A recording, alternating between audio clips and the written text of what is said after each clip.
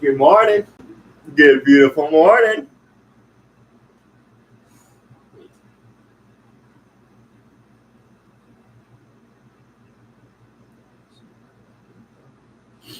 Good morning.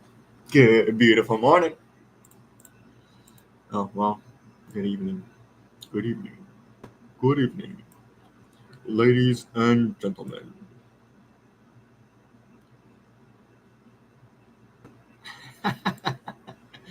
Good evening, ladies and gentlemen. Here we are. Back again, once again. Back again. Damn, Daniel, back at it again with the white buns.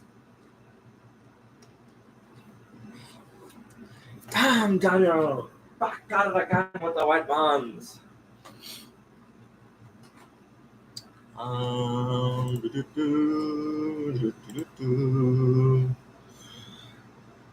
What's the play today? What's the play today? What's the play today?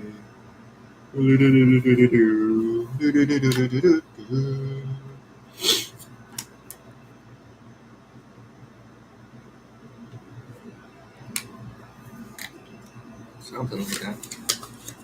All right. Play some music. Splash some water in my face.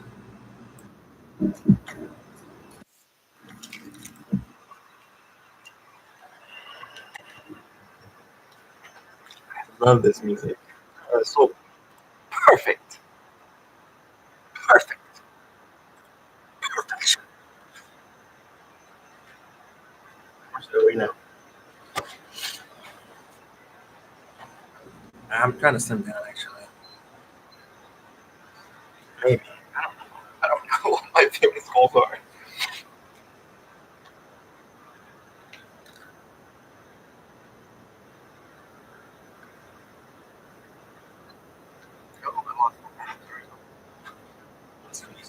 Hey Chucky. How's it going, buddy? Sitting at 176 pounds. I mean, I think I'm going to gain weight regardless. So maybe we just take it a little bit slow, huh? I never thought I would be 176 in my life. But I worked kind of hard. Skinny kid all my life. Now I'm getting up there. Now I'm getting up there.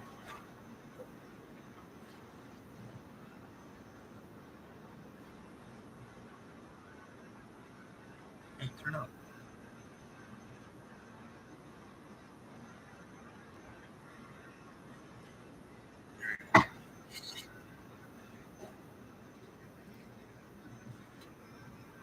Keep the full screen. What do you mean by that? What do you mean by that, Chucky?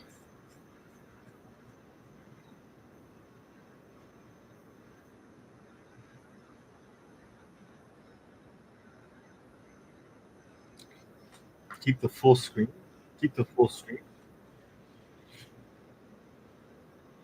You mean the angle? Like, what do you mean, buddy?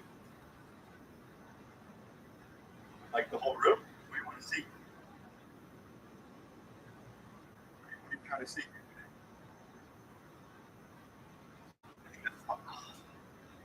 I freaking love flag. When I'm a Patriot, so let's keep the screen the way it is. Oh, okay, yeah. Well, uh,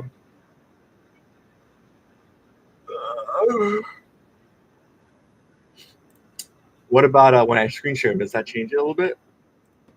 Does that change it a little bit or no? Okay, we gotta be on physics today,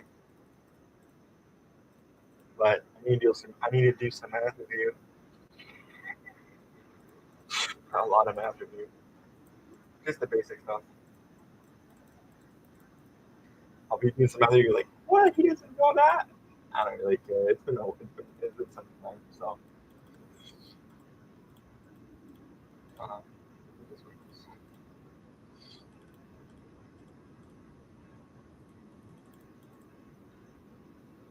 oh no! I mean, I kind of want to. It's I don't know. It's nice. I want to make sure you guys are able to see what I'm doing. I just don't. Other people like say, "Oh," but then they're like not showing what the settings. What are you actually doing? I want to see. What are you actually doing? What are you actually doing? So being it's crazy. Okay. All right, I'll be back. I'll set this up. I don't know if we'll start the rules.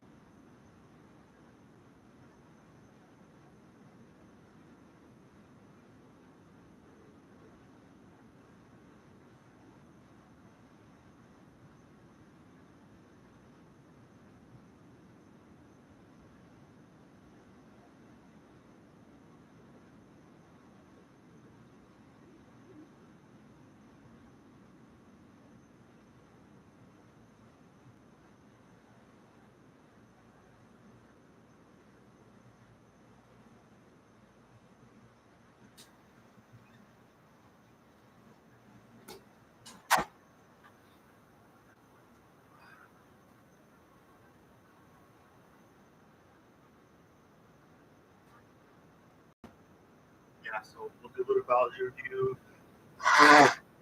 Some beginner stuff.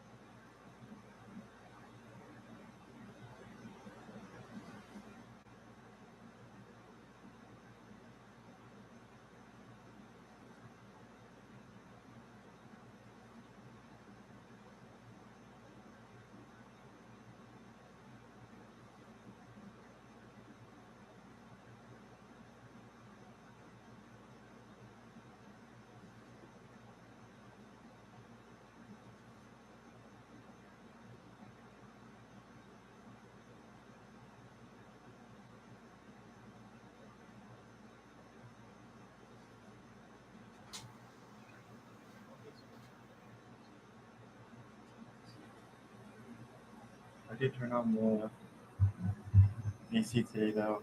I think it's just been getting too hot, so we're gonna roll with it.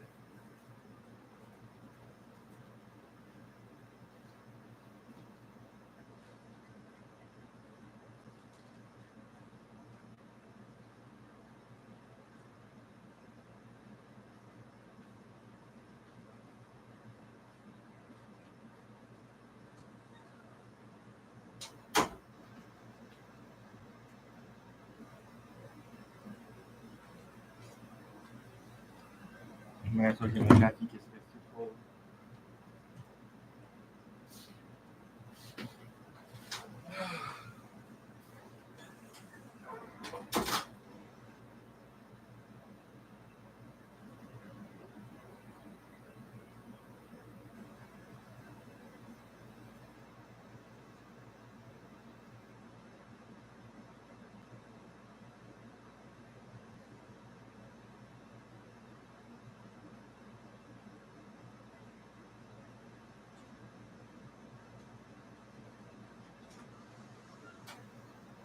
I need it.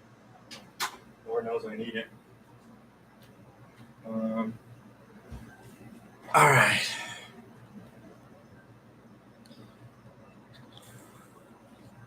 Where were we? Where were we? Bum bum bum bum bum bum. We are farmers. Bum bum bum bum bum bum. Bum bum bum bum.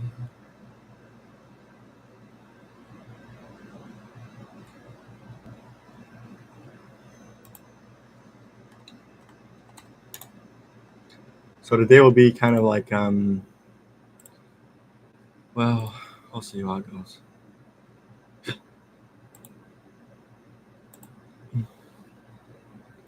Be kind of like a mixed review, whatever, and then I'll spend the later half of the day, if it works like that, applying for, well, submitting the applications, getting things ready. I already know I'm late. What can I do? What can I do now? Dun, dun. What can I do now? Dun, dun.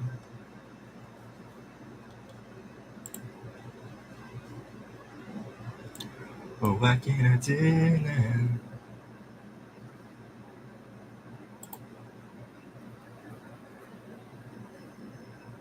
What will you do now? Dun, dun. Who can it be now? Dun, dun.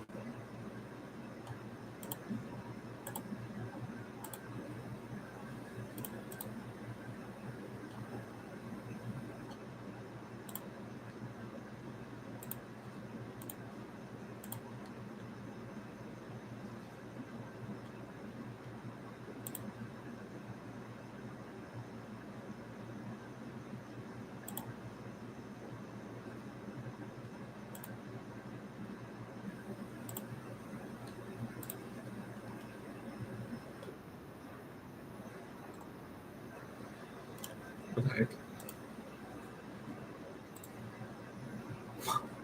How did that happen? What is going on here? That is strange. I have no idea how that happened. What in the world? What in the world is going on here?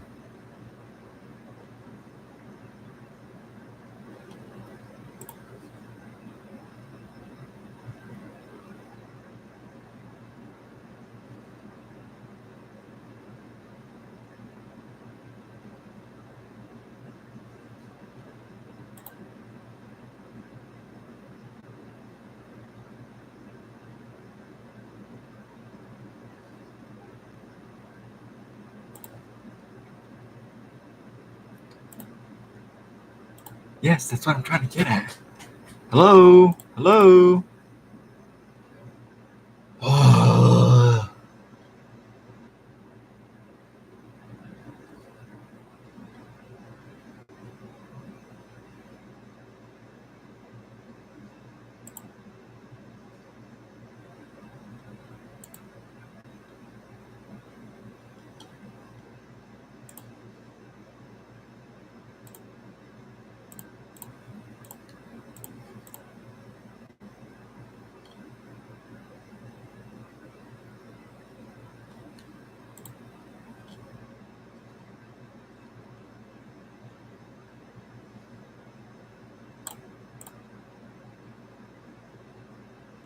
What the heck? Why isn't it working?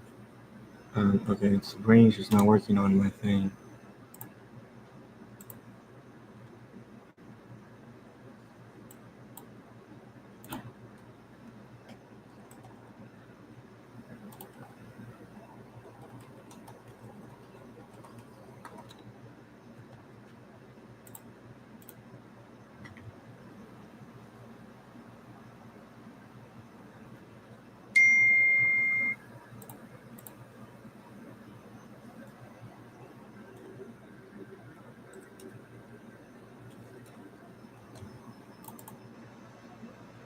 Let's go, let's go, let's go, let's go.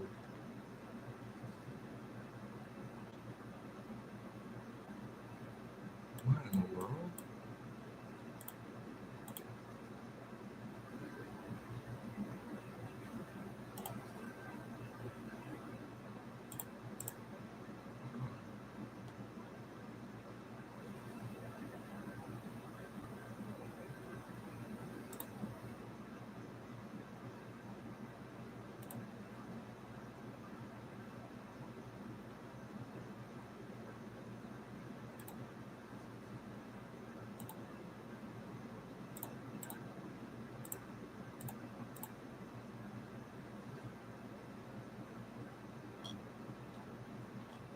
I don't know. I think I just need to contact us.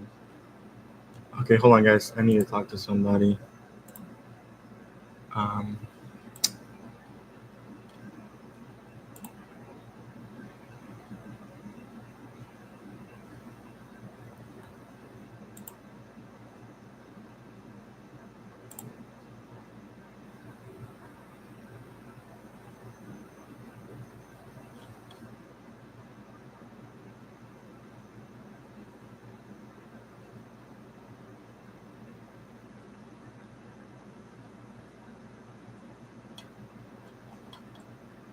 how can I get talk to?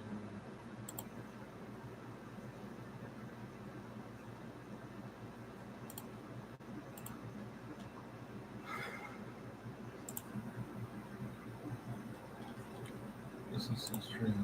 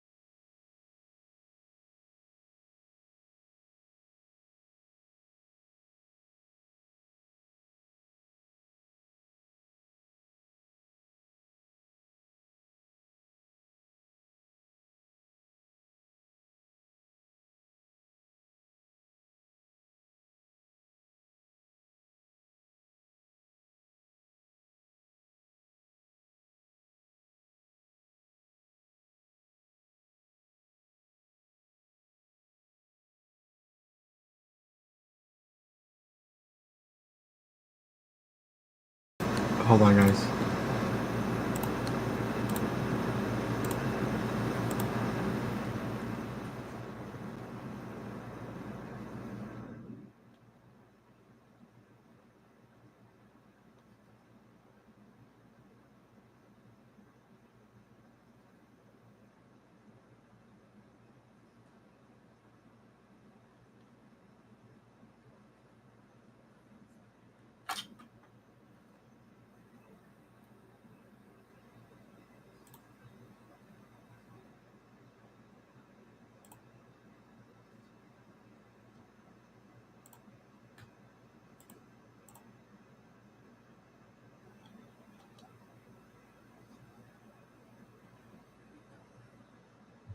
Yeah.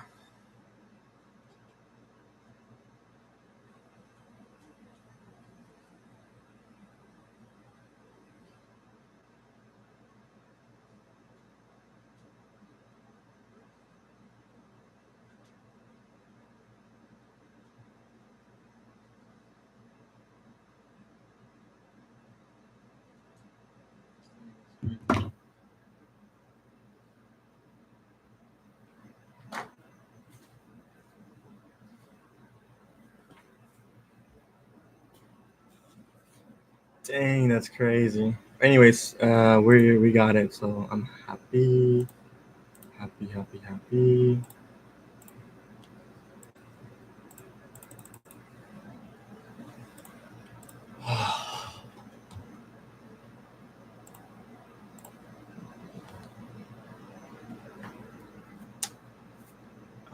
All right, let's see.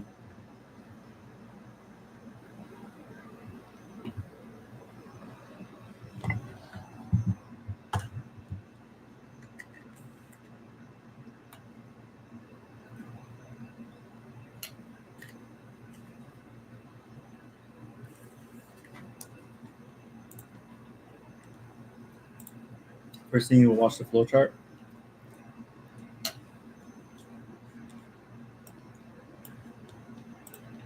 which is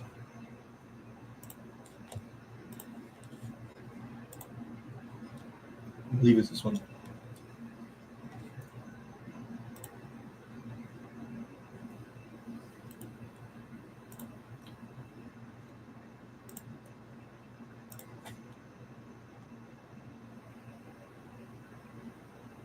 Thank you, Camilino.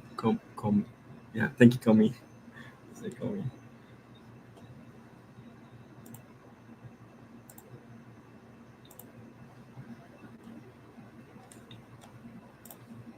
Let's go to the window.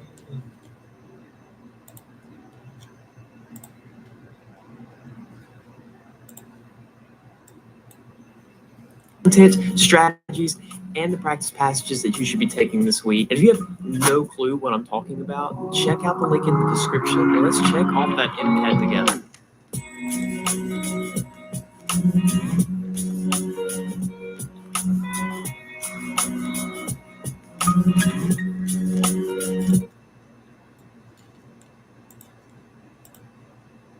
Because the MCAT's composed of scientific articles, it's really difficult, but also super important to separate what you actually need to pull out of the article to get the question correct from what is just fluff and it's kind of there just to throw off your timing. The flowchart method, which I'm about to teach you, is how I do it. And it's a way to pull concepts out of the passage that are important and have been shown to be tested repeatedly, organize them in a way, in a fashion that helps you get questions correct and make less silly mistakes. To do this, organize them in a way, in a fashion that helps you get questions correct and make less silly mistakes. To do this, you'll focus on pulling out two basic things from each passage: basic sciences and relationships. My name's John. I'm a first-year medical student, a 90th percentile MCAT score, and a professional tutor for years. But today, I'm going to teach you a strategy that you can't live without.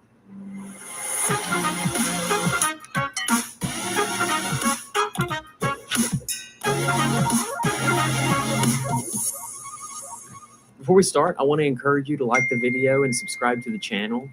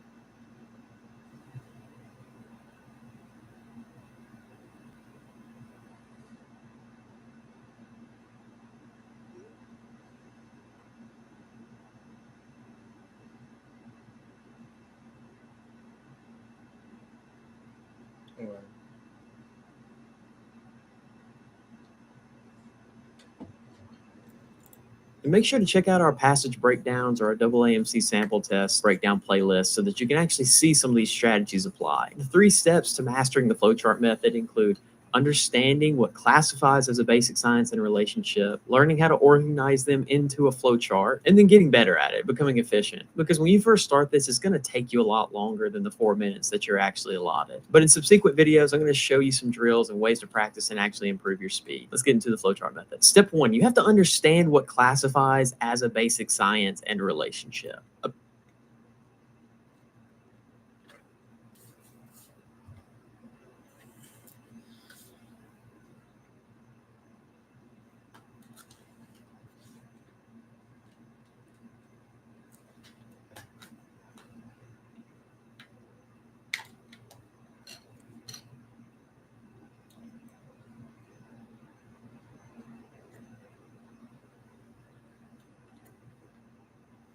A basic science is what you're actually getting tested on when it comes to the MCAT. It's going to be any science that you remember from your big keystone courses in undergraduate, like your biochems, or anything that you remember from a test prep book. Those are going to be your basic sciences. If you're curious about how to learn and identify those, then make sure to check out our video on how to use Anki and Khan Academy to learn those basic sciences for free. Relationships is a little bit more abstract. It's the link between 2 concepts. And I want you to focus on 2 things: correlations and descriptions. This relationship could be an inverse relationship, a direct relationship, or it can even be the description of some random enzyme or medicine as a proton pump inhibitor. That stuff that you're going to read in the passage is very important, and it's usually a clue to getting a question correct. But if you don't know what to pay attention to and what to ignore, then you can just get bogged down trying to go through the entire passage and end up highlighting or writing everything. So when you're reading through a passage and you're trying to figure out what's important,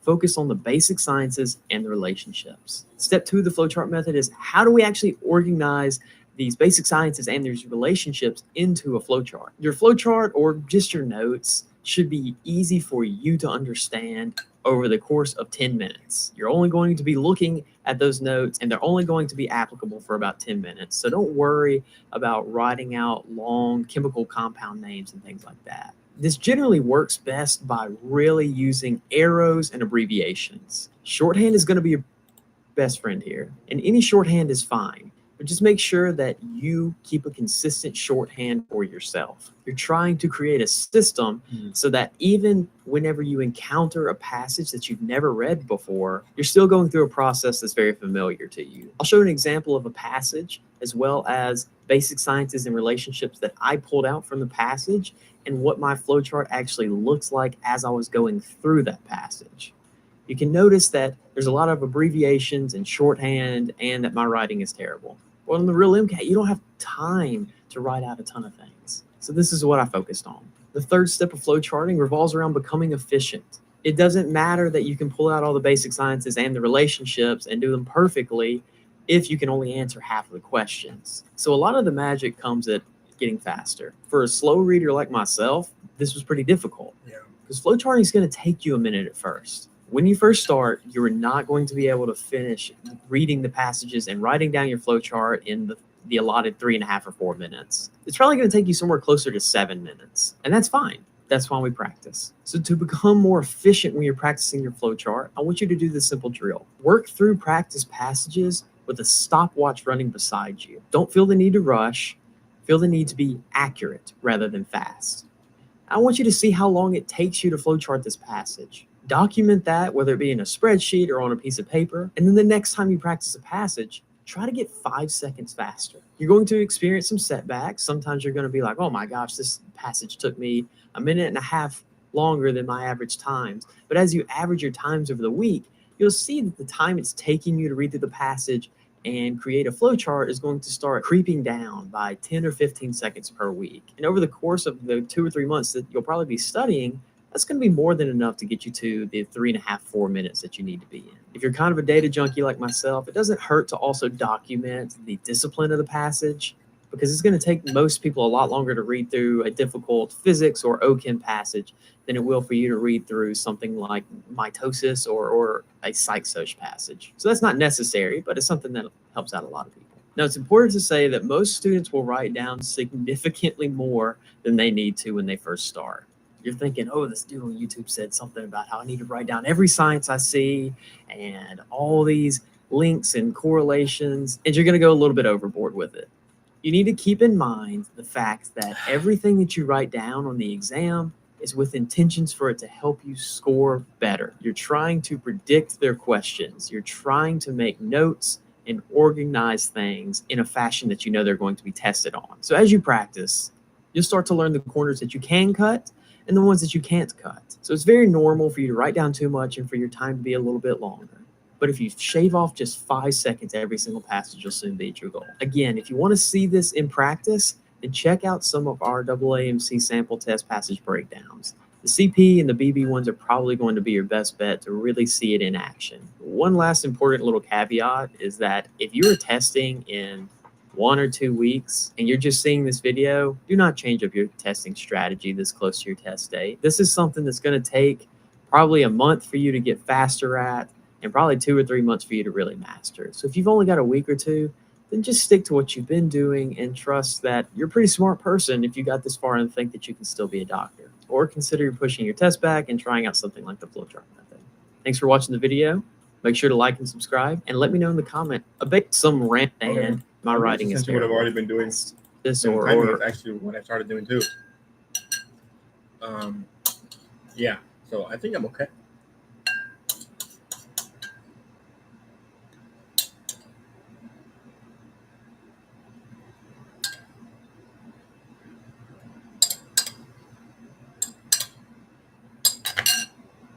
Essentially just continue what I'm doing, eh?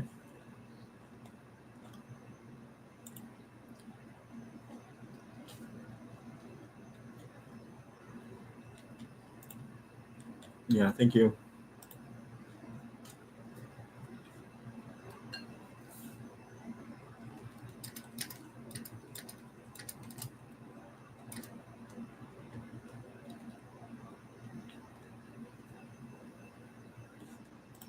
a psych-soc passage. So that's not necessary for you to get faster at.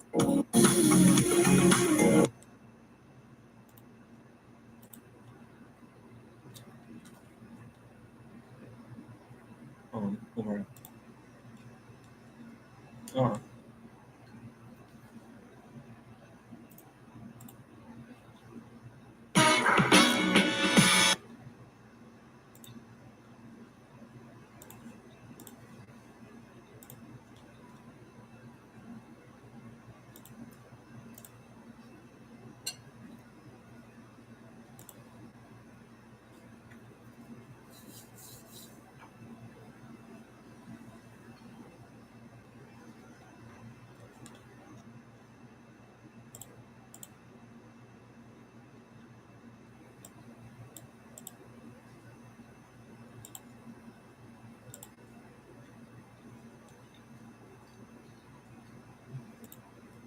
I'm going to walk you through everything that you need to know for the MCAT immunity, B cells, T cells, the innate immune response, the adaptive immune response. Okay. Yeah, well, let's watch a couple of these videos. Let me clean up here, get some socks, and just get a little bit more serious.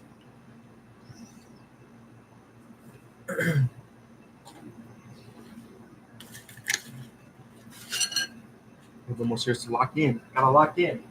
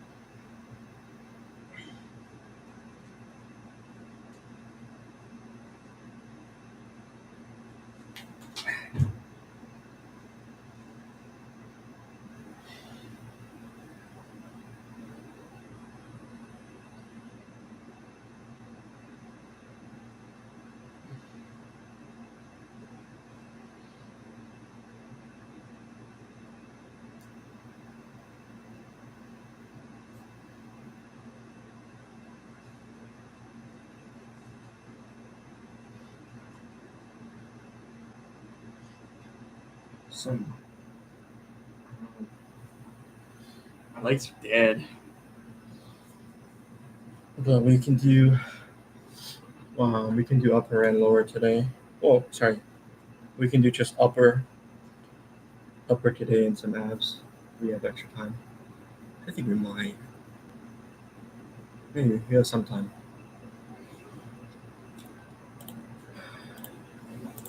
The whole 9 yards. Really, what's required of students as far as the immune system goes on the MCAT is Why is it so bright? 1 in 6 kids has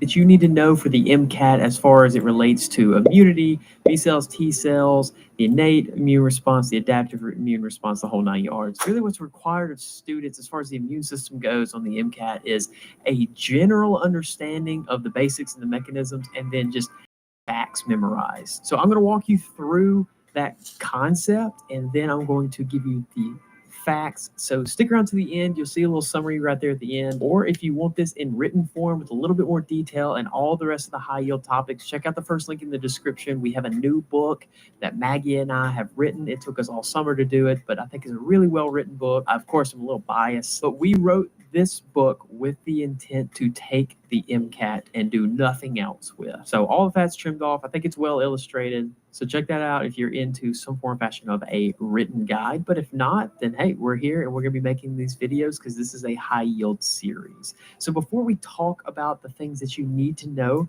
for the immune system, it's important that we talk about the things that you do not have to know for the immune system. So I'm going to list them out.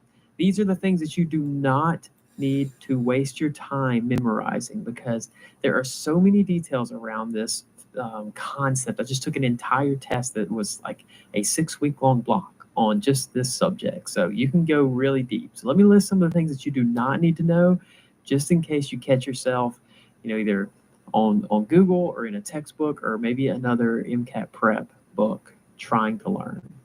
You do not need to know about BCR or TCR. So you don't have to know about T cell receptors, B cell receptors, or how they got their diversity. So that's going to include things like VDJ recombination, TDTs. You do not need to know about the specific effector proteins of the innate immune response. So that's going to be things like lysozymes, defensins, things like that. You don't have to worry about learning those because those are hyper specific. The complement system is something that you probably learned in your undergraduate immunity course, but it's not something that's on the MCAT, so I'm not even going to touch on it in this video besides saying that it exists. So those are some things that you don't need to know. You don't have to worry about kind of how antibodies become so diverse, which is good because that's a huge topic. And you don't have to learn about the effector proteins of the innate immune system. You do have to learn about them for the adaptive immune system, but that's just because they're like immunoglobulins. You don't have to even know the differences between like IgG versus IgA. You do not have to know any of that stuff for the MCAT. So stop studying it. They're not going to ask you those questions. Is it good to know for when you get to med school? Sure. But are you going to forget it and then have to learn it again?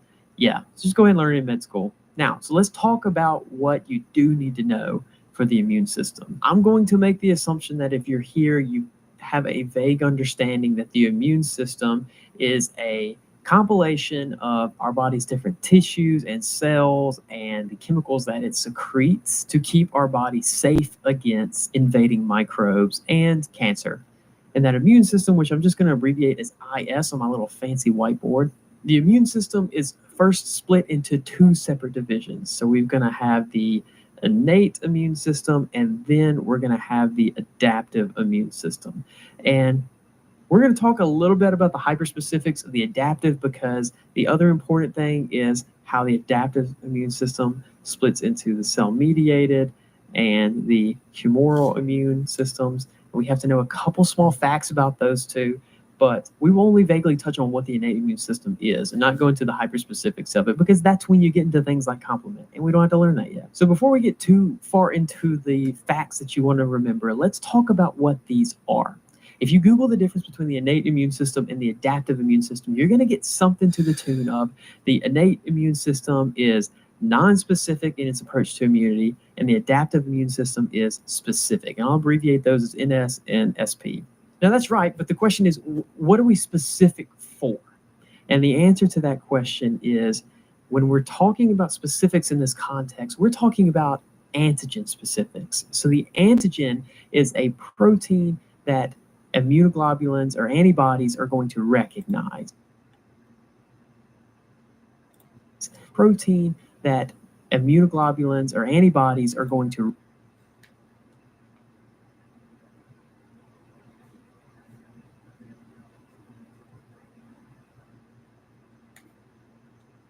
recognize. So antibodies are proteins on our cells that can bind to other proteins and signal to our cell, hey, I know that guy, or I don't know this guy. We need to kill him. Okay.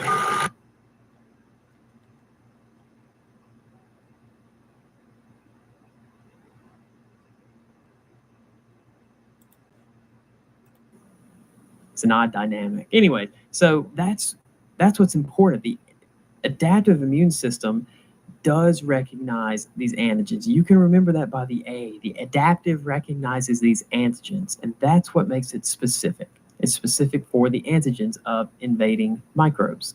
Well, if that's the case, like every invading microbe is going to have antigens. So what is the innate immune system? What does it consist of? Well, it consists of things that you don't even think about as being part of your immune system. So it consists of, it's characterized as like physical barriers, but it means things like your skin or your stomach acid or stuff like that. And those are usually the two that are tested on the MCAT just because they're so vastly different from the adaptive immune system. But there are individual cells, like white blood cells, that are associated with the innate immune system. And I'm going to list them out. I don't know that you're going to be tested on this on the MCAT, but I'll feel better if I at least tell you.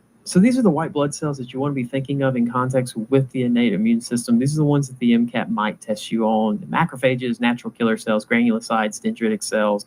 And if they try to give you hyperspecifics on the granulocytes, I just remembered the mnemonic Grandpa Phil, because anything of immune system, the innate immune system. Now, I don't know that you're going to be tested on this on the MCAT, but I'll feel better if I at least tell you. So these are the white blood cells that you want to be thinking of in context with the innate immune system. These are the ones that the MCAT might test you on: the macrophages, natural killer cells, granulocytes, dendritic cells.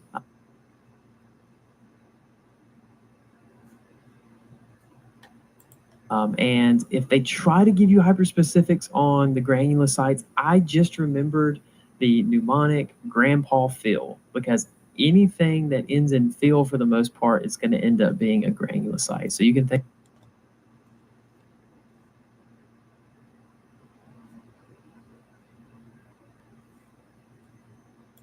of things like the eosinophil is going to end up being a granulocyte. So you can think of things like the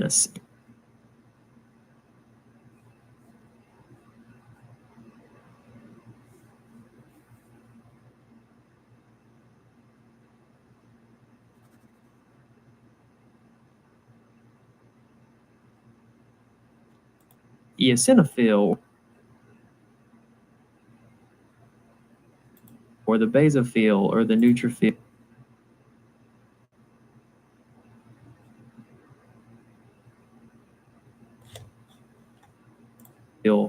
These are all going to be granulocytes, which are part of the innate immune system.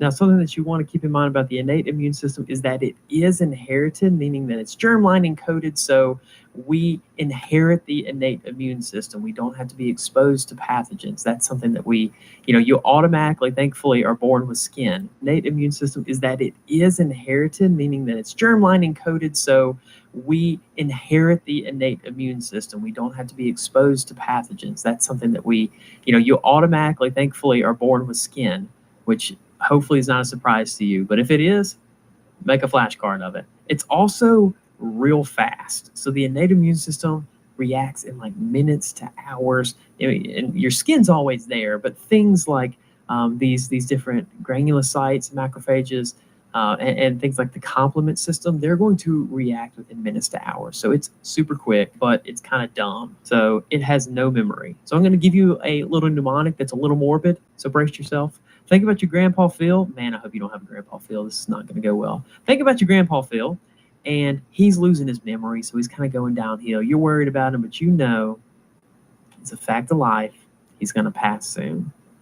So whenever he dies, you're going to get Grandpa Phil's inheritance fast. So it is what it is, but that's the mnemonic. The adaptive immune system, we already talked about how it's specific, but as far as the cells that make it up, you really are focused on B and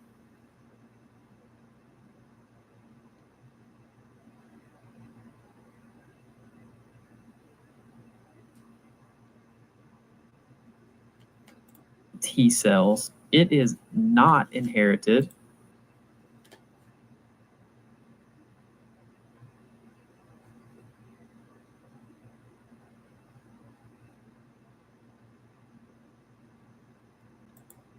So this is something that you have to develop. You have to adapt to your surroundings by getting this immune system.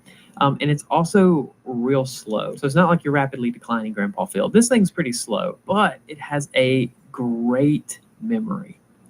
So this system is what's responsible for your immune system to vaccines, previous infections, things of that nature. The immune system that you think of when you hear immune system is the adaptive immune system. And then one last thing that they might test you on with the adaptive immune system is that the memory response gets faster and stronger with each subsequent exposure. So it's faster immune system is that the memory response gets faster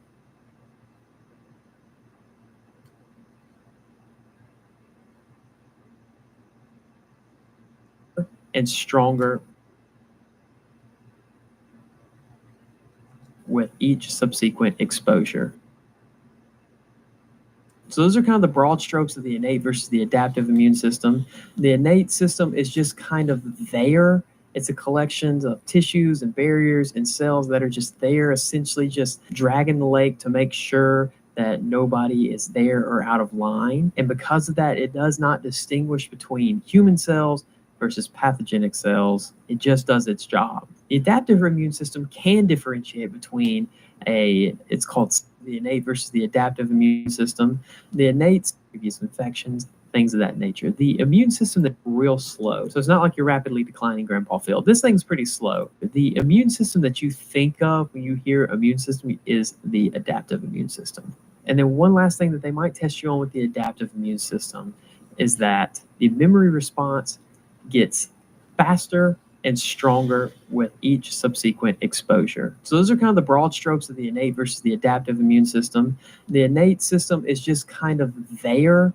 It's a collection of tissues and barriers and cells that are just there, essentially just dragging the lake to make sure that nobody is there or out of line. And because of that, it does not distinguish between human cells versus pathogenic cells. It just does its job. The adaptive immune system can differentiate between it's called self-antigens, which are antigens that we produce, but like a human cell versus, a foreign invader, like a bacterial cell or even a virally infected human cell. So the adaptive immune response can differentiate between those two.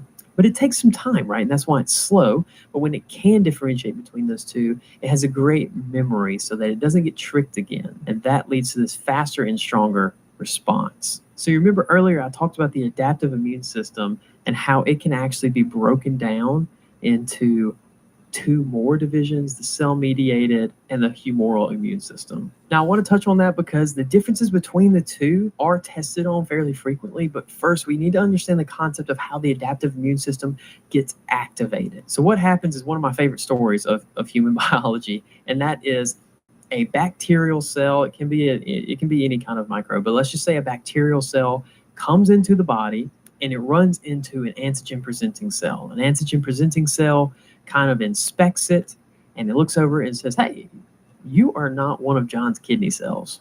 I'm going to eat you. And that's literally what it does. It will eat it. And it's called phagocytosis. So this cell will eat the other cell. The antigen-presenting cell eats the invading cell.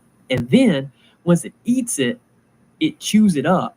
And then once it chews it up, it takes little pieces of that bacteria's body and it shoves it on its head like a hat to tell the other immune cells that we need to prepare for people that are wearing this same hat. Now, that's not exactly how it works, but that's pretty hardcore. So let me explain this a little bit more sciencey and kind of draw it out so you understand it a little bit better. And I'm going to skip a lot of steps because I don't think they're tested on the MCAT. You buy Kotex balance pads?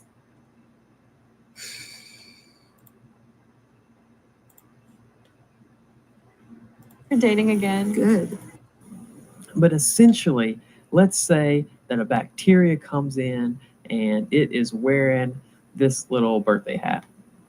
That birthday hat's going to be an antigen. It's going to be a protein, and it's likely going to be a protein that's on the exterior of the bacteria, right? Because if we're worried about telling our friends that we need to find people that are wearing the hat, then it's best that the hat is on the outside of their body and not on the inside of the body so we can see it, right?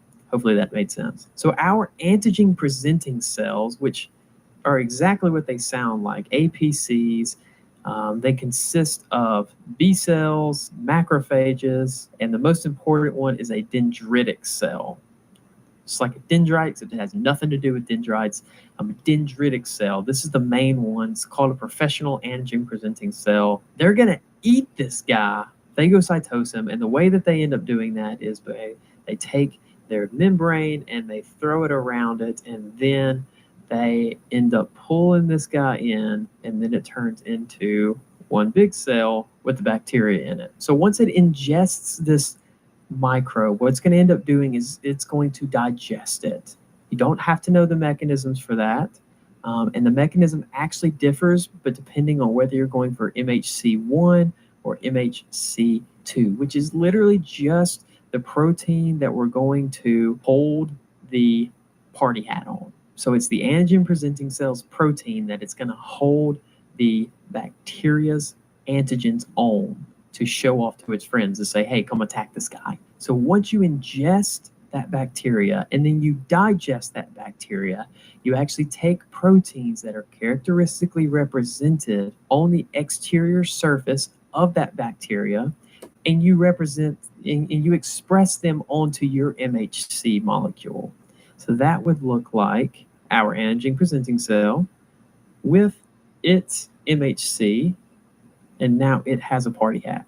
It takes that very party hat that was on the bacteria and it expresses it. So what that does is it allows lymphocytes to follow one of two paths. So it's either going to allow T cells to recognize that as a foreign particle and kill that cell, or it's going to allow B cells to recognize that and crank out antibodies against that specific antigen or the party hat. Now, for those of you that are in med school and for some reason watching this video, or you've had a really good undergraduate immunology professor, you know that it's a lot more nuanced than that.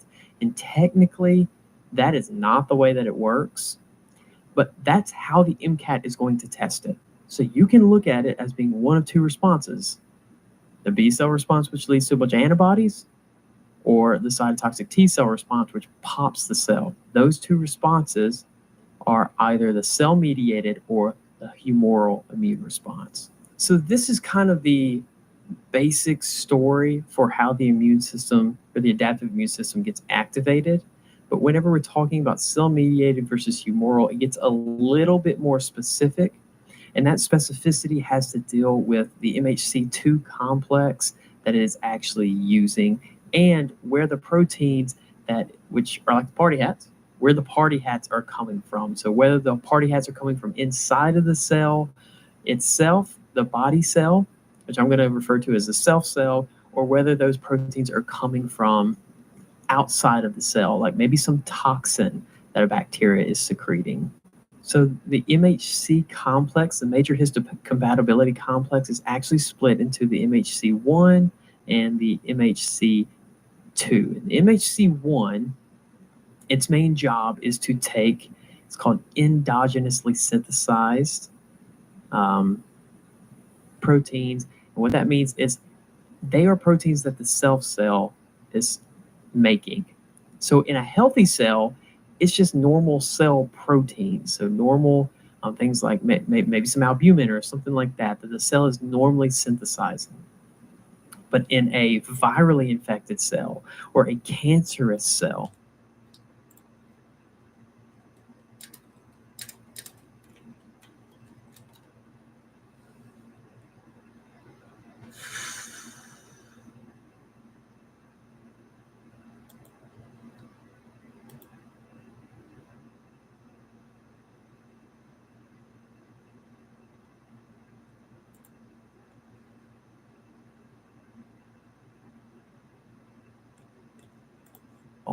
it's going to be faulty proteins, right? Because a virally infected cell, something like that the cell is normally synthesizing. But in a virally infected cell or a cancerous cell, it's going to be faulty proteins, right? Because a virally infected cell is not going to make the same amount of proteins and the MHC2. And the MHC1, its main job is to take, it's called endogenously synthesized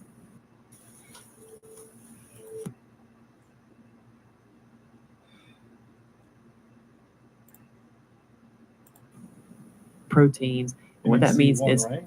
the MHC1 and the MHC2. And the MHC1, its main job is to take, it's called endogenously synthesized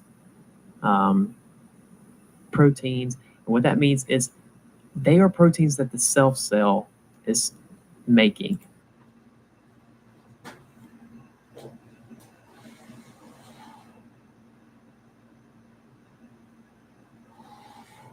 Hold on, guys.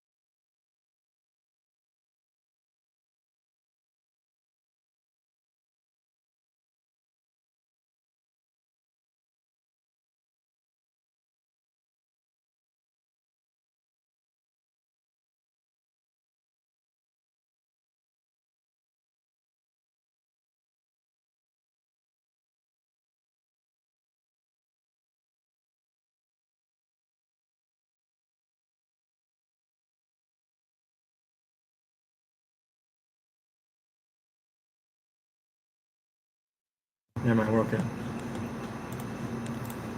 So in a healthy cell, it's just normal cell proteins. So normal things like maybe some albumin or something like that the cell is normally synthesizing.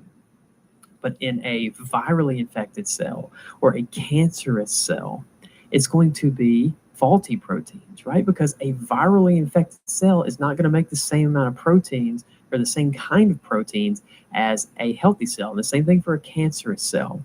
So the MHC1, what it does is it kind of samples, it kind of checks its own self. It kind of reflects inside the cell. It's going to be faulty proteins, right? Because a virally infected cell is not going to make the same amount of proteins or the same kind of proteins as a healthy cell. And the same thing for a cancerous cell. So the MHC1, what it does is it kind of samples, it kind of checks its own self. It kind of reflects inside and says, am I still healthy? The MHC1 has good mental health. It says, am I good? And so it's checking its own proteins and it's going to present them as a party hat to our T cells. Now, you remember earlier I talked about CD8 and CD4 T cells? Well, the MHC1 is actually going to present only to CD8 positive T cells. We talked about how these CD8 positive T cells are cytotoxic T lymphocytes, which means they are toxic to cells. They can kill them. And that's exactly what will happen. If an MHC1 shows a cancerous protein, then this cytotoxic T cell is going to say, okay, well, you need to die. And it's going to tell this cell to apoptose. And that's one way of self-regulation. That's how our body actually fights cancer, or at least one of the mechanisms. The MHC2 complex actually puts exogenously synthesized proteins as its party hat. So this is exogenous protein. So this means proteins actually came from outside of the cell, which means maybe we ate a cell. Like, right, this party hat was synthesized outside of the cell before we ate it. It wasn't made by our cell. It was made by something besides our healthy human cell. So that would be an exogenously synthesized protein.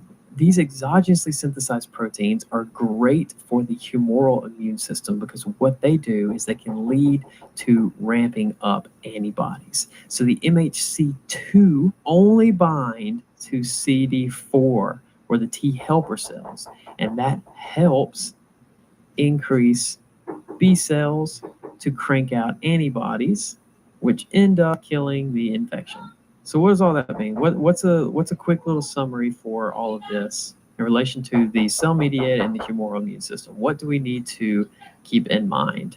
Now, a really easy way to remember this is called the rule of eights. And the rule of eights means that if I have MHC1, I have CD8. Well, 1 times 8 is equal to 8. If I have MHC2, then I have CD4. That's the one it's supposed to bind to, right? And 2 times 4 is 8. So it's the rule of 8 so that you won't mess it up. I actually think about this every time I get a question on it. So how does all of this relate to the cell versus the humoral immune system? Well, we've already kind of touched on some of that, but let's summarize the cell-mediated and the humoral immune systems, give you some quick little facts to memorize about each so that you can make sure to get all these right on test day. For the cell-mediated system, I want you to think that this is to fight intracellular molecules. Now, what are some examples of some intracellular pathogens? Well, what about viruses, right? So viruses get inside of our cells, they hijack our cell machinery, and they kind of make some noise. We're potty training.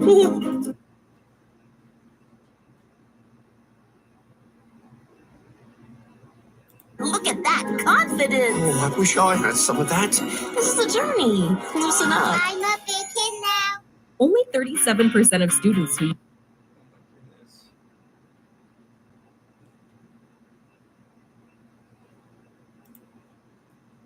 There isn't a cancer, just kind of like a faulty human cell. So cell-mediated immunity is our body's defense mechanism against virally infected cells and cancer. So if we're going to kill something that's inside of the cell, what MHC complex are we likely going to be using, right? So that should be MHC1. And then what cell actually does the killing? That would be a T cell. So that's why you'll hear some people call the cell-mediated system the T cell system. And it's pretty easy to think of it like that. Now, the humoral immune system fights off extracellular pathogens. So maybe that means we have to eat them and put their body parts on our head like a party hat. That's just what happens. So these are things like bacteria, fungi, etc. And what MHC complex we were dealing with here? That would be MHC2 for the most part. And then what cell is actually doing the killing? The B cells are making the antibodies. An important little caveat here is that these B cells, to make the antibodies, they actually turn into something called plasma cells. Once they're activated, they turn into plasma cells, which are essentially these big antibody factories. So it's a factory that just makes a bunch of antibodies whose receptors are going to recognize the party hat. Right? That's all they do. They just recognize the party hat because that's the antigen that was presented. So they recognize the antigen that was presented. That's what these antibodies do. So that's one subset of B cells. And then it also makes a couple memory cells. So it makes a couple memory. Hold on, guys.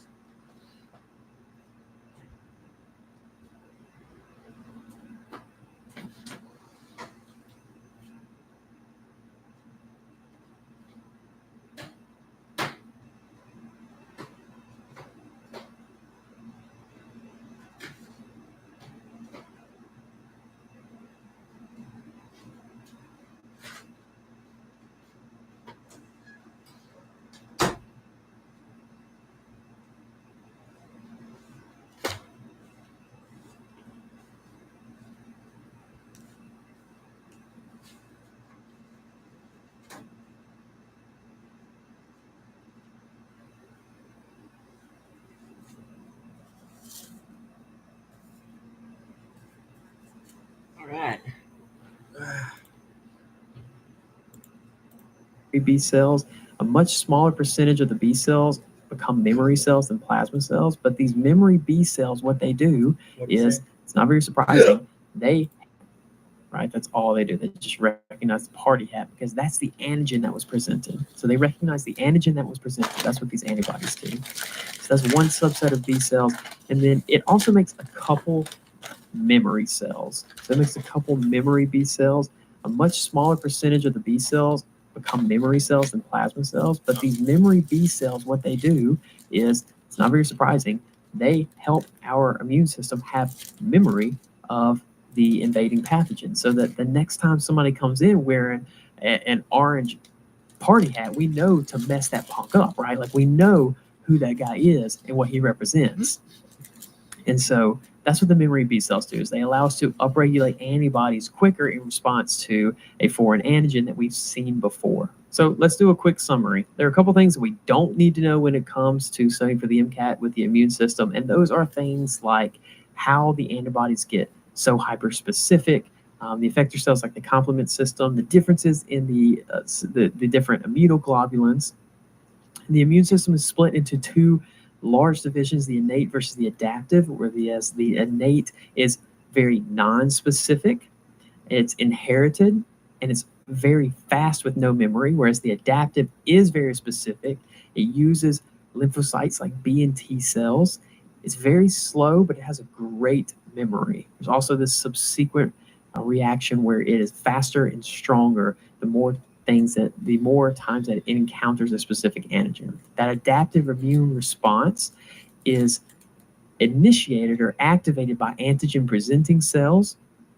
And these antigen presenting cells, depending on whether we're focused on presenting an antigen with MHC1 or MHC2, if it's MHC1, then we're sampling endogenous proteins and we're going to present them on our own cells. And actually every cell in the body, every nucleated cell in the body is going to do that. It's going to sample their own cells and present them on MHC1, not just antigen presenting cells. That should not be tested on the MCAT, but if it is, there you go. This allows our body to fight viruses and cancers. MHC2, which is only expressed on things like antigen presenting cells, samples exogenously synthesized proteins, or proteins that are synthesized outside of the antigen presenting cell. And what it's going to do is eat the other pathogens through phagocytosis, chew them up, put them on MHC2, and then express them on their surface as a party hat for our CD4 positive T helper cells to recognize and turn those B cells into T helper cells or plasma cells. Yeah. The adaptive immunity is split into two separate responses: the cell-mediated immunity and the humoral immunity. The key factors for the cell-mediated immunity are that it is targeting intracellular pathogens like viruses and cancer. It is using the MHC1 protein, and it is classically known as being T cell mediated, and all that means is that the cytotoxic T cells are the ones that are actually doing the killing. The humoral immune system is targeting extracellular pathogens like bacteria, using the MHC2 protein as the antigen presenter, and using B cells, which turn into actually doing the killing. The humoral immune system is targeting extracellular pathogens like bacteria, using the MHC2 protein as the antigen presenter, and using B cells, which turn into plasma cells and memory B cells to kill and remember the immune response. A couple mnemonics that I included in our book are B extra humerus for the humoral immune system. It is composed of B cells. It fights off extracellular pathogens, and that is associated with humoral immunity. Yeah. And Big Mac Daddy for the antigen presenting cells, and that is the 3 cells that are considered to be professional antigen presenting cells: B cells, macrophages, and dendritic cells. Thanks for watching this video. I feel like we found an area that has not been filled as far as science content explained in a fashion that is only geared towards getting questions right on the MCAT. I know that some of the things I'm saying and teaching are either going to be incomplete or feel like they're not telling the whole story, but I'm purposefully teaching for this one test. I don't feel like that material is anywhere on the internet that I've seen. It's certainly not in textbooks because everybody's so nervous to make generalizations in textbooks, myself included. So we're going to continue this. We're going to walk through all the topics that we feel like are high yield and explain all these. I think operating Building your online business? operating conditions.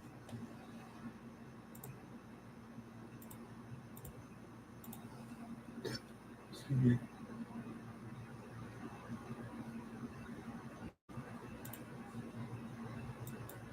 About Pavlov's dogs and classical conditioning, and finally understanding that punishments. Oh, no, A reinforcement. No, I'm not there yet. No, stop.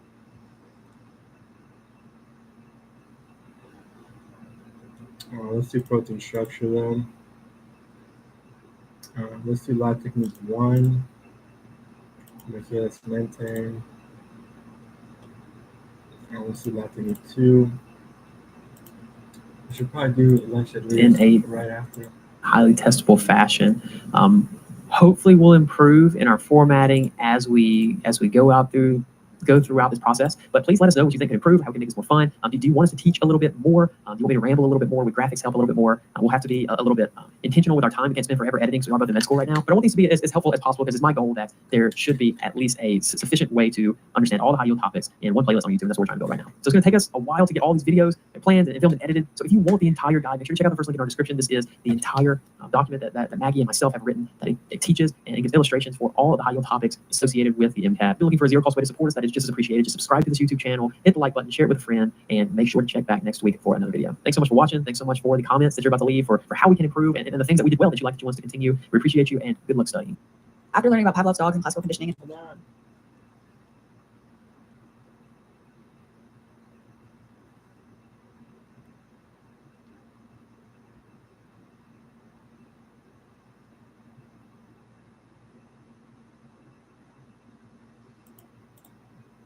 Maybe that. Maybe these. hey guys, welcome back. And Hello okay. everyone, welcome back to the And for applying, let's do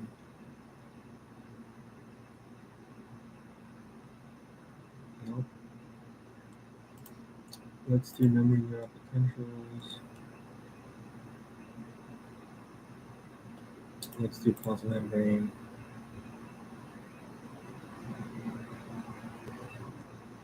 I think that's it.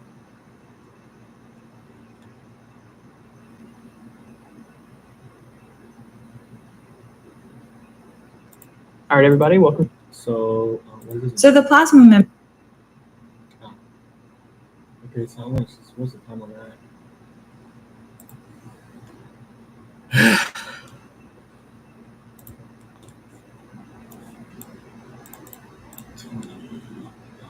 Hey guys, welcome back to another video. 15 Howdy. 20. Hey guys, welcome back. 15.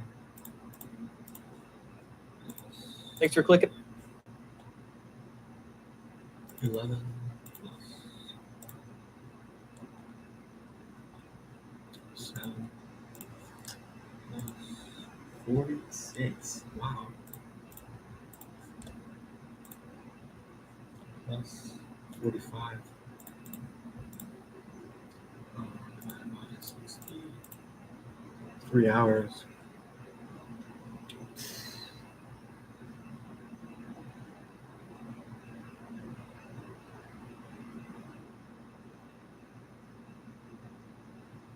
I mean, I guess.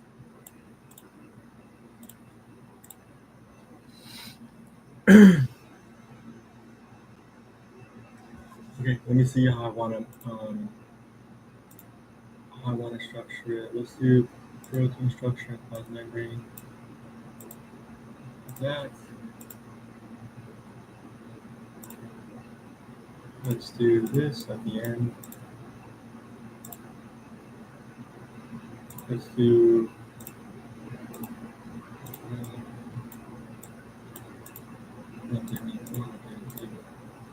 brush up ears. No.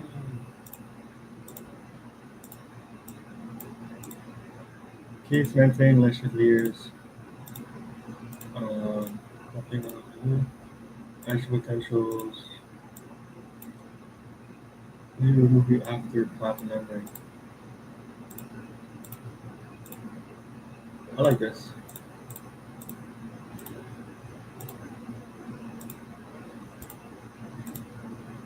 Yeah, I like this a lot. Okay.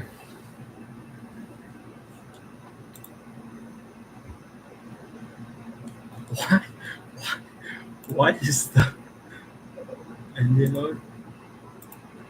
Membrane. That No idea why it's so much.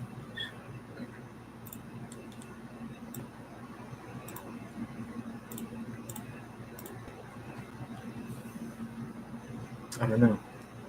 Anyways, let's go ahead and go through.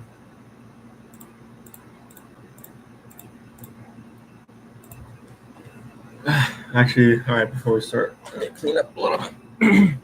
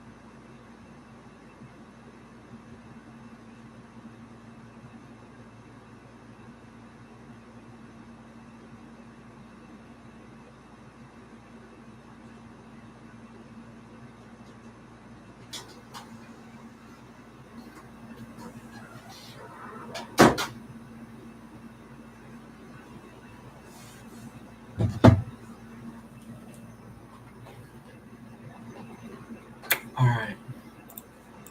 To the channel. My name is Maggie, and for the next hopefully less than 20 minutes, I will be your tutor. If you're new to the channel, that's what we do here. Me and my brother John are former MCAT tutors, and now we're just kind of giving out all the resources for free on YouTube. So we were really going ham on this high yield series where we kind of cover the most high yield topics on the MCAT, the most high yield sciences, kind of go through how the MCAT tests them and everything. And then we kind of got sidetracked because the AAMC dropped a new free practice exam. And that's kind of like what we do here is we go through the AAMC practice exams and give you better explanations as to why answer choices are wrong or right and kind of how to think about them. So definitely go check those out if that's something that you think you'd be interested in. But we're trying to kind of light up the high yield series again. And today we're going to be going over a really big topic, which is protein structure and organization. If you like these high yield videos, then you will love our high yield book that we spent all summer making. It basically goes through all the high yield sciences, just like I'm doing now, but it's in a written form. It has some really cool professional illustrations.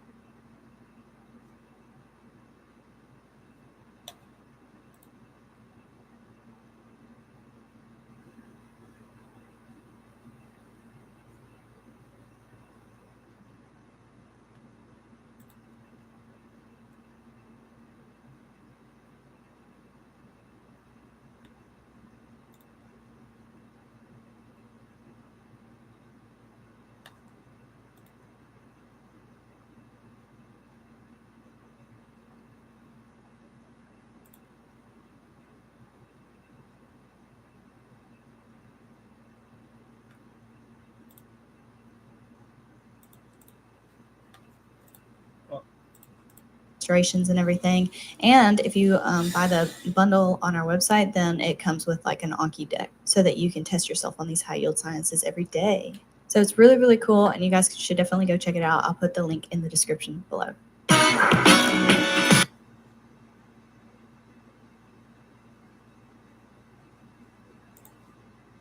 Link to literally everything else we've ever done. So without further ado, I want to go ahead and get into protein structure. So what I mean when I talk about protein structure is like primary, secondary, tertiary, quaternary. And these should be terms that you're familiar with if you've taken like biochemistry or even some biology classes or chemistry classes touch on this.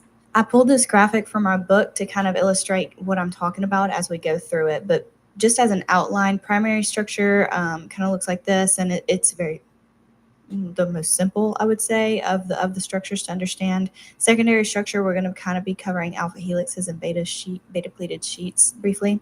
Tertiary structure actually has a lot of things that go under it. We are going to touch on those because that's typically how it gets tested. And then quaternary structure we'll briefly talk about because it's not as high yield. So primary structure is literally which amino acids are sitting next to each other. And that is going to be extremely important when we start to look at tertiary structure and how the protein folds upon itself. So primary structure affects everything downstream of it. It affects secondary structure and tertiary structure and quaternary structure.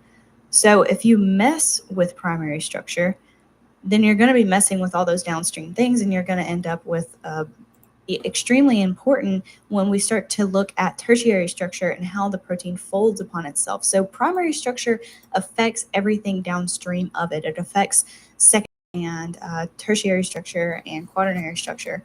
So if you mess with primary structure, then you're going to be messing with all those downstream things, and you're going to end up with a protein that looks like crap, or looks like not like it's supposed to. It's not going to fold right, and therefore it's not going to work right. So a lot of times what the MCAT will do is they will give you this string of letters, and what they're doing is telling you the primary structure of that protein. They're telling you that there's a serine right here, there's a tyrosine right here, there's an aspartic acid, glutamic acid. I think I'm getting this right. But if you think about applications, like if you get a point mutation in the primary structure and it's no longer this and it's instead this, they replaced it with a phenylalanine, then it completely changes the way that that protein is going to interact with the rest of the big long string. We're going to come back to that when we talk about tertiary structure, but just know that things like point mutations are very important for primary structure. Primary structure of proteins is what they're talking about. And again, one last time, Primary structure is just which amino acids are sitting next to each other. How do they appear in the polypeptide? Moving on to secondary structure. The important thing for secondary structure, you're going to hear it talked about as the like local interactions. And that is an important thing to realize, that that's the language people use to describe it. But it's not really how I like to describe it. I like to say it is the hydrogen bonds between the backbones of the amino acid chain. So I've put 2 amino acids right here just with like random R groups, because the R groups don't matter for secondary structure. Secondary structure is all about backbone interactions. So you're going to have this hydrogen bond right here, and hydrogen bonds are relatively strong. So these are good, strong interactions. The 2 types of secondary structure that you can have is alpha helix and beta pleated sheets. Y'all can break these down into different types of alpha helices and different types of beta pleated sheets, but the MCAT's not really going to do that. That's very low yield. So if we come down here, I will start with alpha helix because I think it's easier to explain. This figure looks kind of busy, but really if you look at what they've illustrated here, the orange lines are the hydrogen bonds of the alpha helix. And you can see that this is the carbonyl here of the amino acid, and specifically 4 amino acids down the coil, it will hydrogen bond with that amine group. So that is a number that you want to remember probably. It's 4 amino acids. Every 4 amino acids, there is a hydrogen bond. That's kind of how it is in an alpha helix. I don't really think that it's important to know like how many like angstroms long or anything that each like pitch on an alpha helix is or whatever. I would just keep 4 in your mind. Every 4 amino acids, there's a hydrogen bond. Yeah. And I don't want to be misunderstood here. Like you can have more hydrogen bonds. At least I'm pretty sure you can have more hydrogen bonds. Like you can theoretically like hydrogen bond every single amino acid backbone. But I'm trying to say, like, if this amino acid is number 1, then we go 1, 2, 3, 4, and then there will be a hydrogen bond with that one. Like that's where the hydrogen bond is. Just want to make sure I'm clear on that. So now beta pleated sheets is the exact same interaction as you'll see. It is the carbonyl of one with the amine group of another, but it doesn't have like a specific amount of amino acids that it has to be apart from one another or whatever. If you think about, I wish I had like a string or something, but if you think about like a long string, that's pretty much what, a polypeptide or a string of amino acids, that primary structure.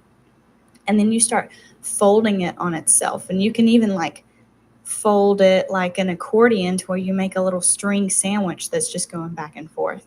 Once each one of those little like loops that are going on top of one another, if the backbones of those amino acids start interacting with each other and hydrogen bonding with each other, then you're going to have a beta pleated sheet. And that's what you see here. Like this amino acid, say that it's going in this direction, then technically it goes all the way around and then it loops back and then it'll go like this. And maybe it goes all the way over here and then it loops back and then there's more hydrogen bonds right here, and that would just be a beta pleated sheet. And that's kind of how that looks. Here you can kind of see that. But like they loop like this. Now you can kind of split hairs and say that, they can loop like this or whatever and go in different directions. And that would be when you're talking about parallel versus anti-parallel beta pleated sheets. That's pretty low yield for the MCAT. You guys should definitely know it, but I'm not going to cover it in a high yield video like this. So that's secondary structure. What do you have to know from that? That it is backbone interactions and that it's all about hydrogen bonds. That's the most important thing for secondary structure. Tertiary structure is like the biggest one. Oh, wait, there was one more thing I wanted to say about secondary structure, and it has to do with the amino acid proline. If y'all remember, the amino acid proline is weird. It has a weird structure like this where it like folds back on itself and reconnects with that amine group. That makes proline like really an interesting geometry and an interesting, like they say, a kinky shape. So specifically for alpha helixes and beta pleated sheets, if I was to have a point mutation that gave me a proline where I didn't have a proline before, and it ended up that I had a weird proline in the middle of my alpha helix, that would completely throw off the secondary structure. It would completely add a kink into that alpha helix, as they say. And so you don't want that. Often where you actually do see prolines is at the very beginning or end of an alpha helix. And I don't really know why that is. It just is. Now, beta pleated sheets, if you'll remember when I was drawing like this, you want a kink right here. And so oftentimes you will see proline right there at the turns of the beta pleated sheets. So proline plays a very special role in secondary structure, but if you have a point mutation that gives you proline, it can really F up the secondary structure.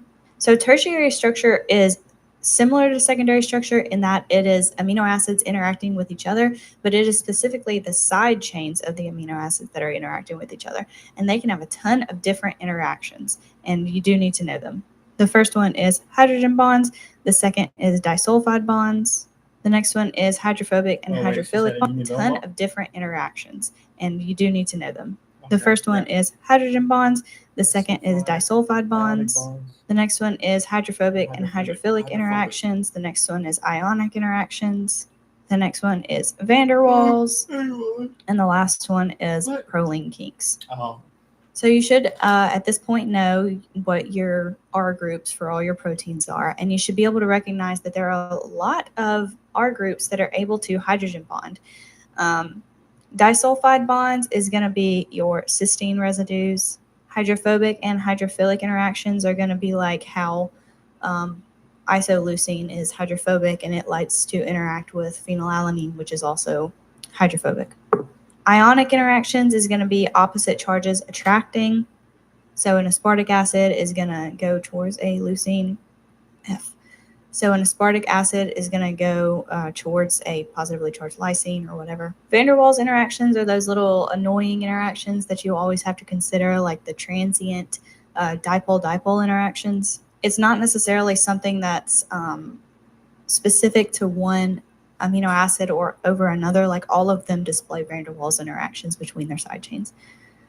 And then proline kinks, which we talked about with secondary structure, but they can also play a role in tertiary structure.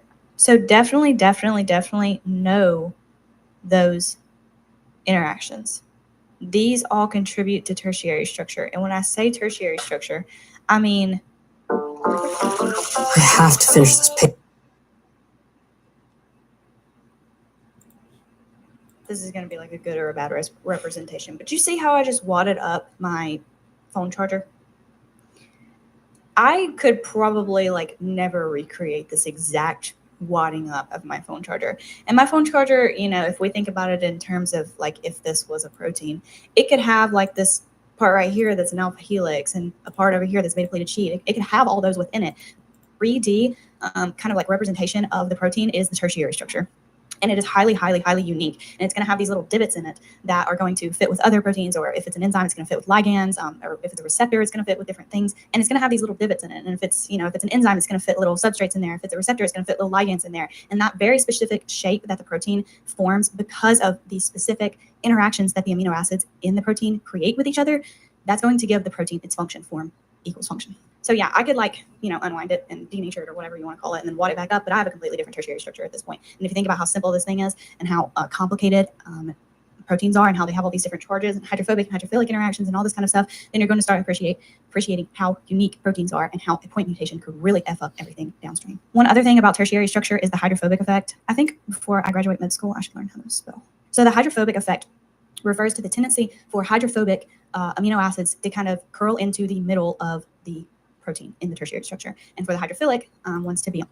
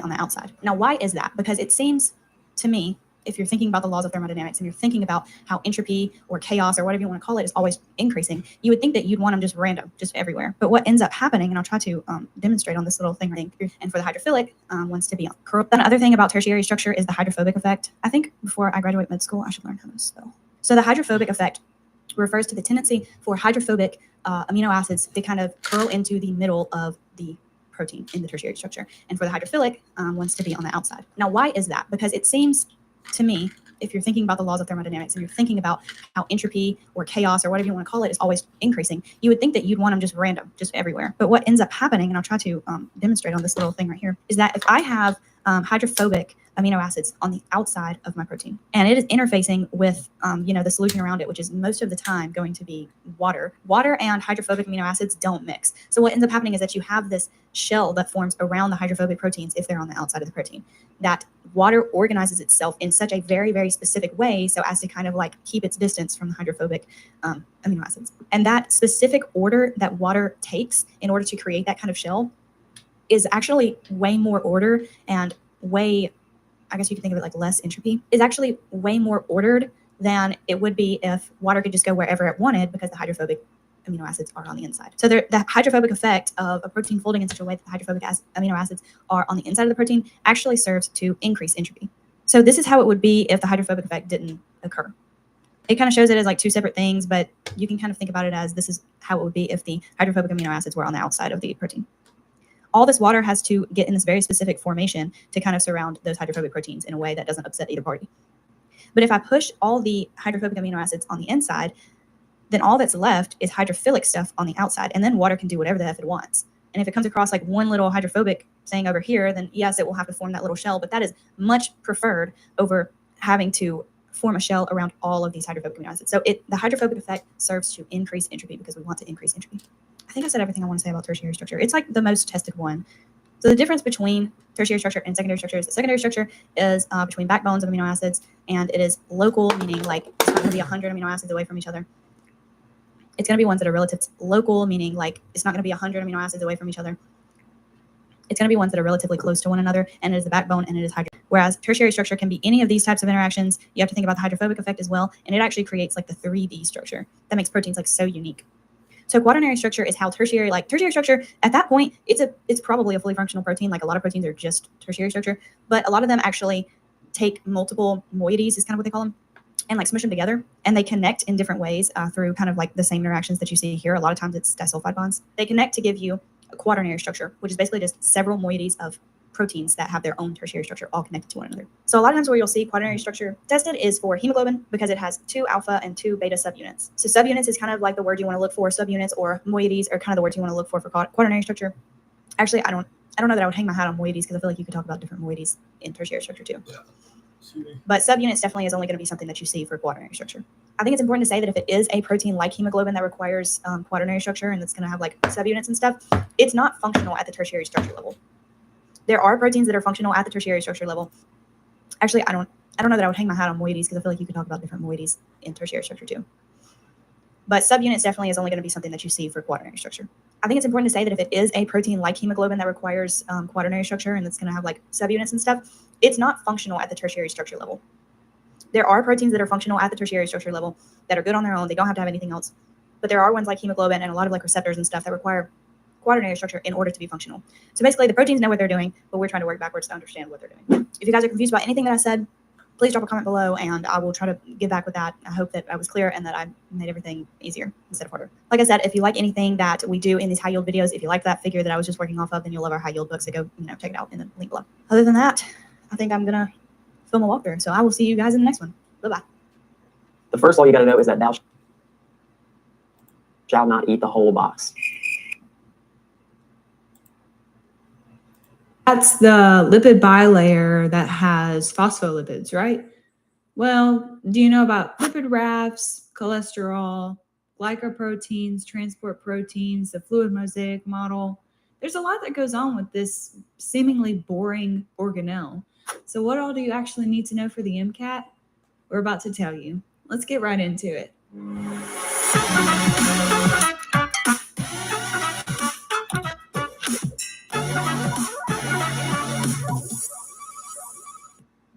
right, so welcome to another application session where we are looking at reviewing the plasma membrane. It's a really boring organelle, but it's huge on the MCAT. It's actually really involved in the way that your immune system works, the way that cancer evades our immune system, and things like that. Not all that's tested on the MCAT, but we're going to jump into a lot of the stuff that is.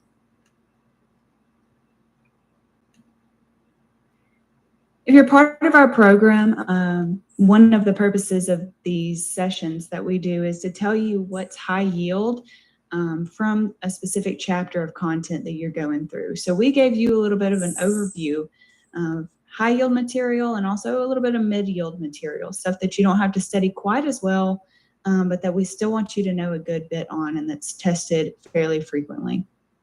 High yield stuff is definitely going to be the plasma membrane and active and passive transport, which is the stuff that we're going to actually come teach you and go through today. But mid yield things would be all the organelles in the cell, especially those membrane bound organelles. Man, what happened to the quality? Where'd the quality go? The quality took a nosedive. What happened to the quality? And then oxidative phosphorylation. Yeah, so as far as the mid-yield stuff, because we're not really going to expand on it, I'll kind of tell you what you need to know really briefly, and then Maggie, you jump in and disagree with me or correct me. So as far as the cell organelles go, you really just need to know the general basics for them. You need to know that a ribosome cranks out proteins. You need to know the difference between the rough ER and the smooth ER, which is that the rough ER is actually the source for making proteins. It's where the ribosomes are going to be attached to. You need to know the smooth ER is involved in lipid synthesis and some detoxification reactions.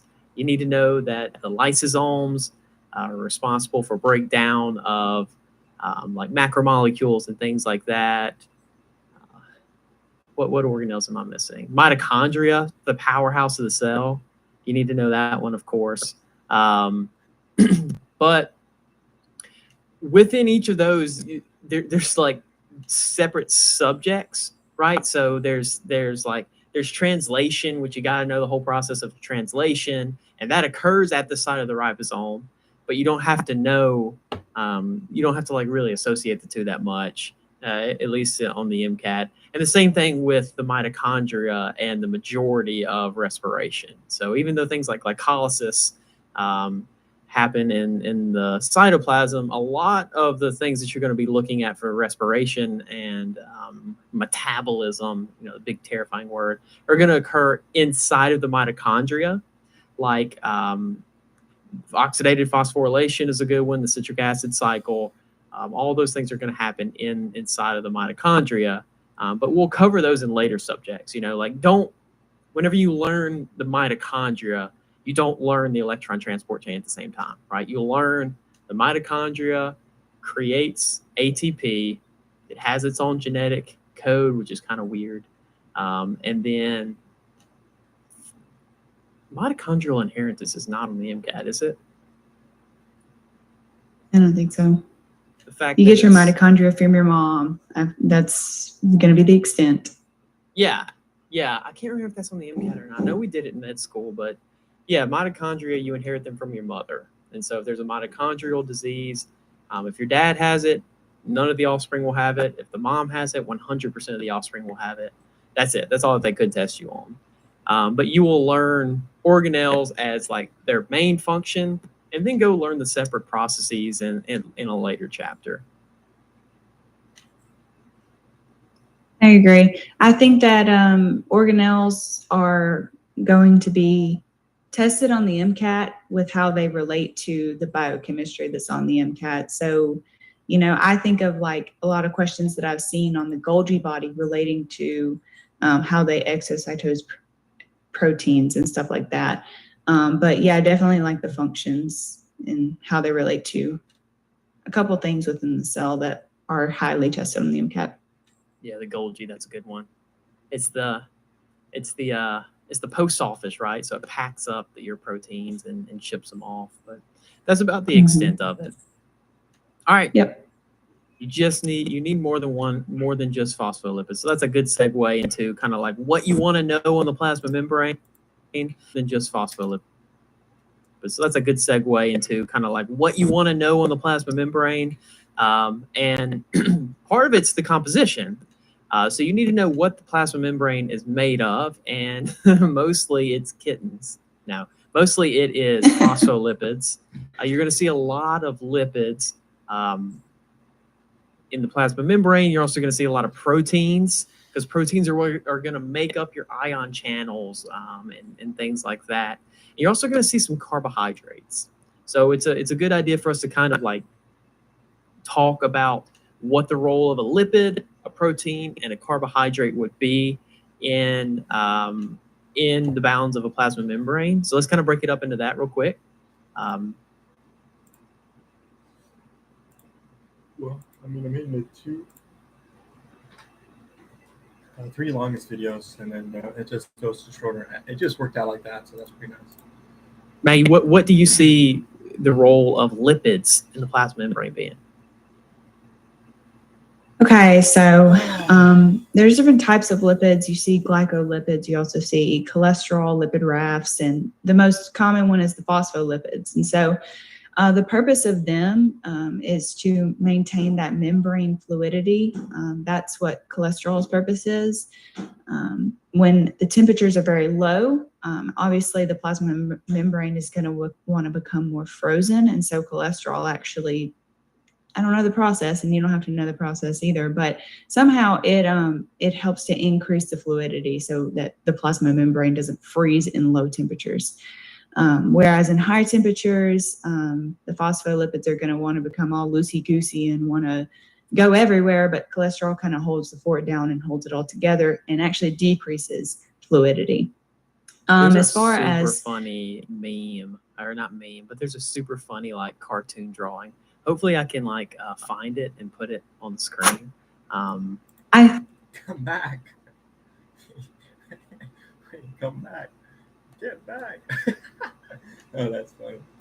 Thought you were going to. I saw it in the PowerPoint earlier. Yeah, but I was like, that's stupid. Your humor's stupid, John. But I'll find it. Maybe. All right. And then for phospholipids, you hear about the phospholipid bilayer, which is, just the idea that the phosphate heads of the phospholipids are on either side of the plasma membrane, and that the lipid tails kind of point towards each other on the inside. What do you need? Like a highly tested thing, I feel like, of the plasma membrane is hydrophobicity, and the fact that hydrophobic molecules can pass straight through the plasma membrane. That's because the majority of the plasma membrane, that inside, like the peanut butter of the sandwich, is those lipid tails. So always think of plasma membrane as being hydrophobic. The transport proteins is when you have to have something hydrophilic come through, then you got to have a transport protein or something like that. And what's kind of weird about that, what was really weird, and it was hard for me to learn because it seems backwards, because you're right. Hydrophobic things can go in and out. Even like steroid hormones, they're big and they're super hydrophobic, and they can just go in and out the plasma membrane as they want. They bind nuclear receptors to elicit their gene expression, which means they can just like straight up, like just say deuces to the doorman and go straight through the plasma membrane and get to the nucleus, which has always been weird to me, because the head of a phospholipid is actually made up of a phosphate head, and then some tail groups, and it's hydrophilic. So the very first thing that the extracellular materials are going to come into contact with is hydrophilic, which means it likes water, right? And so it was always really hard for me to remember this idea, like, okay, I know that steroid hormones can go through, but it doesn't make sense. Why the freak can that happen if the first thing they're going to come into contact with is hydrophilic? Well, Maggie explained it really well earlier, in that the majority of the cell membrane is going to be hydrophobic, and only that, there's something called the fluid mosaic model that describes the plasma membrane, which is the idea that this whole thing is just a bunch of small molecules that are just kind of like rotating constantly. And so like even the heads, and this is a little bit deeper than you got to get, but even the heads are like, it's called like flipping. They literally flip back and forth. And so I say all that to say, like, you could easily imagine these small polar head groups getting kind of displaced a little bit and revealing this giant sea of hydrophobicity that you're going to go into. Right. Okay. And the way that I memorized that, and I still think about it today, like I literally took my first biochem test in med school, had this subject on it. And I literally thought about this as I was taking it. I remember that the head is hydrophilic because I always think, what do you lick with? It's your tongue. Is your tongue on your head? Or is your tongue in your head? Or is your tongue in your tail? Which I guess that's a different subject, but it's in your head, right? So hydrophilic, you lick with your head. No residencies are going to take me. Oh yeah, but I like how you mentioned the fluid mosaic model. I always think of it as just kind of like stuff's floating around. Like think of a pool that has like floaties in it and toys in it and then some kids in it. Like it's mostly water, but you got these kids swimming around. The kids are the transport proteins and the floaties are or maybe the floaties would be the transport protein because those have like a hole in the middle for solutes to go through. And then the kids are the cholesterol because they're bad for your heart health. And then and then they got other stuff like glycoproteins and sterols and stuff just kind of swimming around, and things can kind of move. And the lipid rafts, if you learn a little bit about them, although you don't really have to know much about them for the MCAT, they'll move throughout the membrane as well. So we kind of learned in grade school the plasma membrane was a lipid bilayer, and that was basically the end of it. But now the model has kind of changed to be the fluid mosaic model to actually incorporate all of the different things that are in the plasma membrane. Even though John talked crap about it, saying that it was a boring organelle, I like the plasma membrane. I'm glad. I'm happy for you too. So yeah, that's kind of the basics of like the lipids in the plasma membrane. As far as proteins go, can you think of anything else that lipids do in the plasma membrane? Fluidity, they separate the exterior from the interior. They allow the selective permeability. That's pretty much it, right? Yeah, I think so. Okay, what do proteins do then? Typically, they're like channels for large molecules to get through, or even charged molecules to get through. Yeah, good. So we think about channels. We think about if you look at other membranes, because what the conversation of plasma membranes generally extends to the membranes of other organelles as well, and so you're really looking at a bunch of different things. Antiporters, symporters, these pumps that we're going to get into a little bit later for active and passive transport. That's pretty much what you see. Proteins. Proteins and carbohydrates also are really big identifiers in the cell. And so we think about channels. We think about, if you look at other membranes, because what the conversation of plasma membranes generally extends to the membranes of other organelles as well. And so you're really looking at a bunch of different things. Antiporters, symporters, these pumps that we're going to get into a little bit later for active and passive transport. That's pretty much what you see. Proteins. Proteins and carbohydrates also are really big identifiers in the cell. And so there's one, I think it's CTLA4. You'll have to check me on this, but CTLA4, I'm pretty sure, is a protein that we express on our cells. plasma membrane that tells cytotoxic T cells, please don't F me up. Like, please don't kill me. And that's another function that proteins can have. It's also a very similar function that carbohydrates have. Something really interesting that cancer does is it will actually produce some of those. It's kind of snarky, but it will produce some of those proteins that will say, go ahead and pass over me, and don't kill me. And then something else that's kind of interesting is that's actually a target for chemotherapy now. Is we'll actually target some of those because we know that cancer cells are snarky and they like to create some of those. So that's lipids, proteins, and then the carbohydrates are all about signaling and identification. You don't really even have to know that for the MCAT.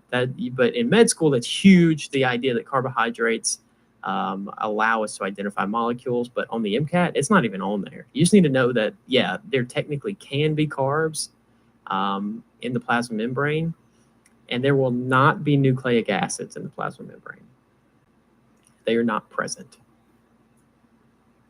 So I know we've talked a lot and we've said a couple times, but you don't have to know that for the MCAT. So to wrap up what you do need to know about the plasma membrane, the fluid mosaic model, and how there's just a lot of things in the plasma membrane that are just floating around. You do need to know that. You need to know that hydrophobic things pass straight through the plasma membrane, whereas hydrophilic things need something like a transport protein or a pump of some sort. You need to know that there are glycoproteins and glycolipids in the plasma membrane, and that's about the extent of what you need to know about them. You just need to know that they're there. You need to know that cholesterol increases membrane fluidity at low temperatures and decreases it at higher temperatures. Even though that's not highly tested, I would go ahead and say can't hurt to learn that. I have a question for you, John, because they will ask you some application questions and they love to talk about amino acids. What kind of amino acids would be in this portion of the protein? Okay. So let me walk you through my thought process. So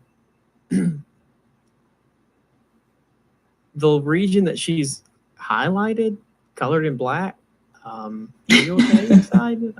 Is generally she's not talking, well, she's pointing at the protein because that would make up the amino acids, but she's referencing the hydrophobic portion of the plasma membrane. And so she's saying what amino acids will I expect to be on the exterior of a protein that runs in the hydrophobic portion. It's probably going to be hydrophobic. So I would imagine that my answer choices would be 3 hydrophilic ones like glutamate, aspartic acid, and then they would do something to try to trip you up or be a little sneaky and give you one that's not charged like serine. And then they would have one that's super obviously hydrophobic like valine, and you would pick that one. Mm-hmm. I've had a question like that.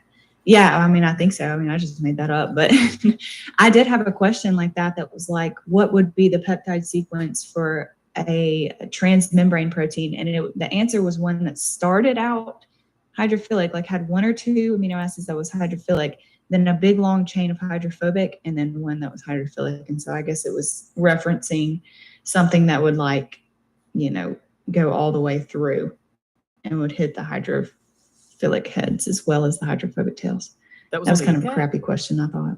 Be the peptide sequence. Sneaky and give you one that's not amino acids. What I expect to be on the exterior of a protein that runs in the hydrophobic portion.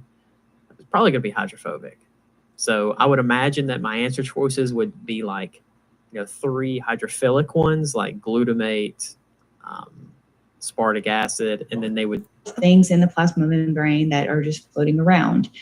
Amino acids, but she's I have a question for you in this portion of the protein. Okay. So let me walk you through my thought process. So the region that she's highlighted, colored in black, you okay inside? Is generally she's not talking, well, she's pointing at the protein because that would make up the amino acids, but she's referencing the hydrophobic portion of the plasma membrane. And so she's saying what amino acids will I expect to be on the exterior of a protein that runs in the hydrophobic portion. It's probably going to be hydrophobic. So I would imagine that my answer choices would be like, 3 hydrophilic ones like glutamate, aspartic acid, and then they would do something to try to trip you up or be a little sneaky and give you one that's not charged like serine. And then they would have one that's super obviously hydrophobic like valine, and you would pick that one. Mm-hmm. I've had a question like that. Yeah, I mean, I think so. I mean, I just made that up, but I did have a question like that was like, what would be the peptide sequence for a transmembrane protein? And the answer was one that started out hydrophilic, like had 1 or 2 amino acids that was hydrophilic, then a big long chain of hydrophobic, and then one that was hydrophilic. And so I guess it was referencing something that would go all the way through and would hit the hydrophilic heads as well as the hydrophobic tails.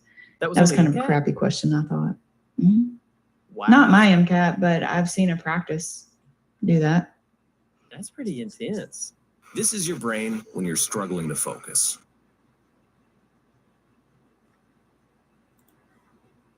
Sequences or nuclear localization sequences that hydrophilic, and so I guess it was referencing something that would go all the way through and would hit the hydrophilic heads as well as the hydrophobic tails.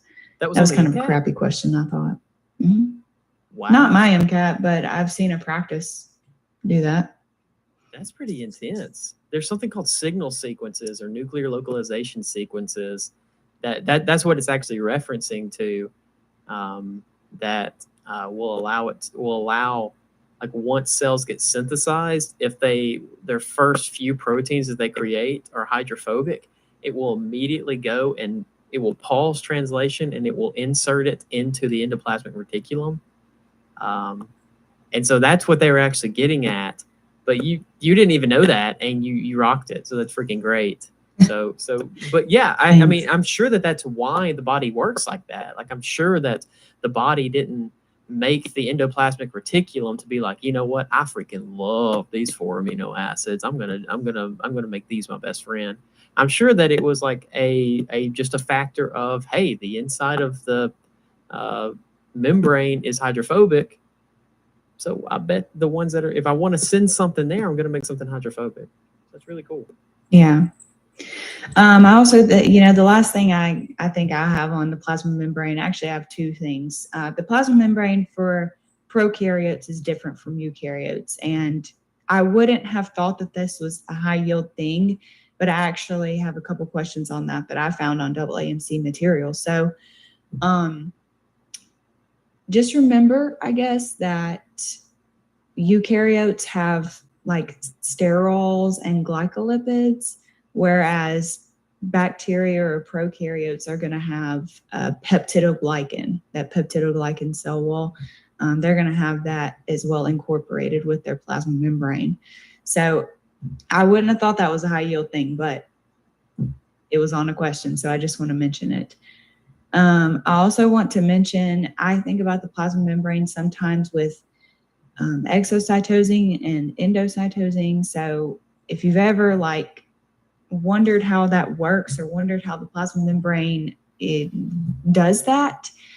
So, if a protein, okay, let's take it from where John was going off of. If a ribosome is transcribing some mRNA and it comes across a signal sequence, then it's going to go to the endoplasmic reticulum, make the rest of its protein, feed it into the ER. The ER is going to, it's like the highway of the cell, right?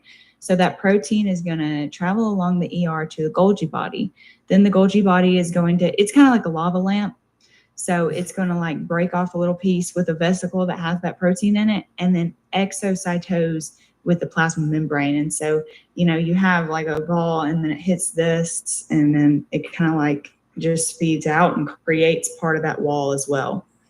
And then endocytose would be like if this is our plasma membrane and something came along and it needed to get inside the cell, then it would kind of like wrap a little hole right there and then kind of go back in. Plasma membrane it's dope, but it's also kind of like a lava lamp. Like it's constantly having to have this homeostasis between exocytosis and endocytosis so that the plasma membrane doesn't get too big or small, and it can maintain a certain cell size. I thought that was important to throw in there because our students asked for a little bit more teaching in these things. So I thought I would bring it around town. My cat is just bringing everything around town. And she is just all up in it. Love me. Yeah, she needs attention right now, bad. Anything else, John? Nah. What's next? Some questions. Ooh, let's tear them up. Okay. So I normally take a little bit of excerpt from the passage, but really the only thing you need from the passage to answer this question is to know that we're in a prokaryotic cell. Okay. John, you want to take it or me? Sure, I'll take it. Which other cellular components are likely to be located near the lac Y underscore or sub, anyways, transcript in the cell membrane? So yeah, the passage tells you this is prokaryotic, but also the lac operon, which you do need to know for the MCAT, is only in prokaryotes. So this could have technically have been a standalone question. It just would have been a doozy of one. So I'm going to rephrase this as which of these components is only in prokaryotes? Or which of these is definitely in prokaryotes? A says, or which of these is in prokaryote cell membranes? Goodness. A, proteins and glycolipids. Well, that's in both of them, so that won't tell me. So say maybe to A. B says glycolipids and sterols. I believe you just said that sterols were only in eukaryotes, right? Okay. Mm-hmm. As well as glycolipids. Oh, hint. So I'll say maybe not to A then. So B, glycolipids and sterols are both only in eukaryotes, so no. C, sterols and phospholipids. Sterols are definitely only only in eukaryotes. So I'll say maybe not. And then D says phospholipids and proteins. So yeah, those are both components of the plasma membrane. I really thought this was going to be over peptidoglycan. Otherwise, I would not have volunteered for it. But I would go with D as the correct answer. And I forgot to highlight this second thing. D's the right answer. Okay. Correct. Great job, John. Thank you. I had to use the phone a friend. And then I'll take this one. And it says, which type of molecule is least likely to be found in a eukaryotic cell membrane? That's pretty straightforward. We're looking for something that's not in eukaryotes. So phospholipids, those are definitely in eukaryotes. Those are definitely in like every plasma membrane. Cholesterol, we talked about that and with membrane fluidity. And so, no, those are definitely going to be in eukaryotes. Glycoproteins are in eukaryotes. So I'll say maybe not to A, B, and C, but D says peptidoglycan, which I know peptidoglycan cell wall is like the bacteria cell wall. And then I also know that it's incorporated in the cell membrane. So I'm going to say D. And I know that D's the right answer. Cholesterol not in prokaryotes? I didn't know that. I guess I haven't thought about it. Well, I mean, this one was just asking what's not in a eukaryote. So technically they could be in prokaryotes. I don't really know. Yeah, but you said sterols aren't in proks and cholesterol. Oh, is that a yeah, that'd be a sterol. Interesting. Interesting. I guess I not. don't know. Somebody look it up. Let us know. Yeah. Alrighty. So I like those active two versus questions. passive transport. Yeah, I do too. Actually, I lied. I don't. Go ahead. Sometimes Go ahead they're with what you're easy and saying. sometimes they're not. I was going to say those two questions about the plasma membrane were what prompted me to talk about prokaryote versus eukaryote plasma membranes, because I wouldn't have thought, like I said, that it was high yield to know the specifics, but I would have gotten both of those questions wrong probably, or at least the first one. So, all right, let's get into active and passive transport. Okay. John, you want to start or? Yeah, I'll teach it. So when we look at active versus passive, what we mean is if it's active, we have to invest energy in order to move a molecule across a membrane. And if it's passive, we do not have to invest energy to move that molecule across the membrane. And so they both break down into two different kind of like subcategories. Active transport, if you look on the left, it breaks down into primary and secondary. Primary means we're going to snap ATP, right? Because that's like the energy from the cell, or that's the body's like energy currency. That's where we store energy as. And so if we're in active transport, we need to use energy to pass something. Then we're going to break ATP, and that's going to directly lead to the solute, or I guess we just call it a molecule. Most MCAT prep courses cost. Why so many ads?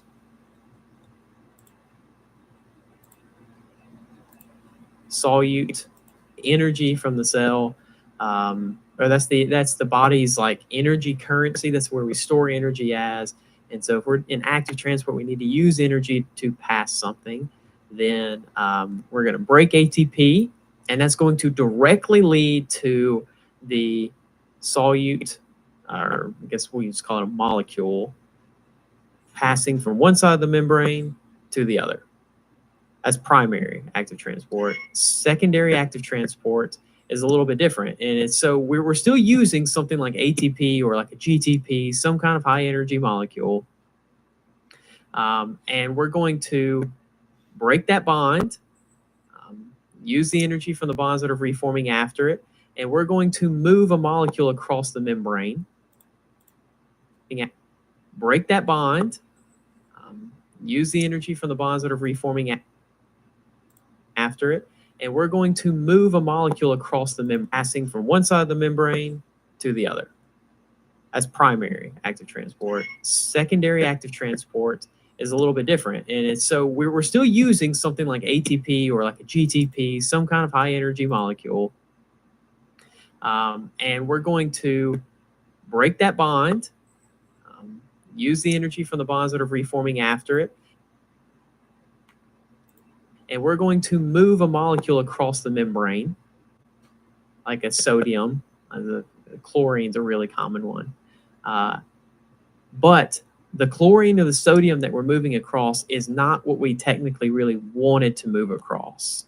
Okay, that's just what gets moved across by investing the original ATP. And so the molecule that we're interested in moving actually goes by a product of the original molecule moving. Meg, can you explain that a little bit better than I did? I feel like I got in the weeds a bit on the secondary. No, no, I think you did a good job. Looking at this, this figure right here, I think is a good way to think about it. So you can see when it says low and high, that means like the solute concentration of whatever you're trying to move. So you can see in red every time if it's going from a low concentration to a high concentration, that's not energetically favorable. And so we're going to have some kind of, as some kind of energy input. That's why all of the active transports have some sort of energy input, and they have some sort of low to high concentration movement. So, you can see with the antiport, that you have two, you can see with the secondary active transport, all the time you're moving two molecules kind of at the same time. And so with the antiport, one would be low to high, and then one would be high to low, and they would kind of go in opposite directions, like one's coming in and one's going out. But with the symport, I could kind of think of it like you're sneaking your friend by or whatever at a party. It's like, okay, I have a good example. So, at like frat parties or whatever, all girls are invited, like girls get in free or whatever. But if I was going to like sneak my guy in for like, this is, let's see. Sexist. Oh, okay. No, this is girls at a frat party. So there's a high concentration of outside, and they can easily get inside to where there's a low concentration of them. But this red one, there's a high concentration of guys in the party already because it's a frat. So you already got like 20 guys there automatically. And so I'm going to have to like sneak him in with me. So you see both arrows are going in this direction. And maybe my iPad will like load. Yeah, they're both going in that direction. But one of them, has to kind of go with the other. Yeah, the key words you're looking for here, if they give you a word problem instead of like a diagram, would be against the concentration gradient. Mm-hmm. So if you're moving something against the concentration gradient, which just means you're going from an area of low concentration to high concentration, it's active transport. Passive transport is from high concentration to low concentration. So, Meg, what's the difference between facilitated diffusion and simple diffusion? So facilitated, you can see they got these big green blobs here. Those are transport proteins, right? They have to have some sort of channel to go through. It's probably because they're a hydrophilic molecule. See, this is going great with the plasma membrane lesson. Whereas simple diffusion, if it's like a hydrophobic molecule, then it can go straight through. Can water go straight through? Yes. So water can go straight through one of the channels. So water is actually like facilitated aquaporins? diffusion. Yes, exactly. So the name of the channel that water goes through is aquaporins. So osmosis or whatever is facilitated diffusion of water through an aquaporin. Mm-hmm. So you got anything else to say about passive transport? I was going to give an example for active transport. No, that's good. Okay. So I was thinking about the sodium potassium pump. I thought at one point you were going to mention it, but John, correct me if I'm wrong. Would that be an example of co-transport? Yes. See, let's think it through. It's because I think they're both going against their concentration gradient. Yes. They would both be going against their concentration gradient. So you snap an ATP, yeah, so it'd be co-transport. Yeah. So if you think about the sodium potassium pump, which is common in like nerve cells, like axons and stuff like that, right, John? Yeah, it's going to be in like every cell pretty much, because you're still going to have to maintain a membrane potential across every cell. Gotcha. So that'd be a good example of co-transport. And then John was talking about chlorine and how it has to go through like a channel.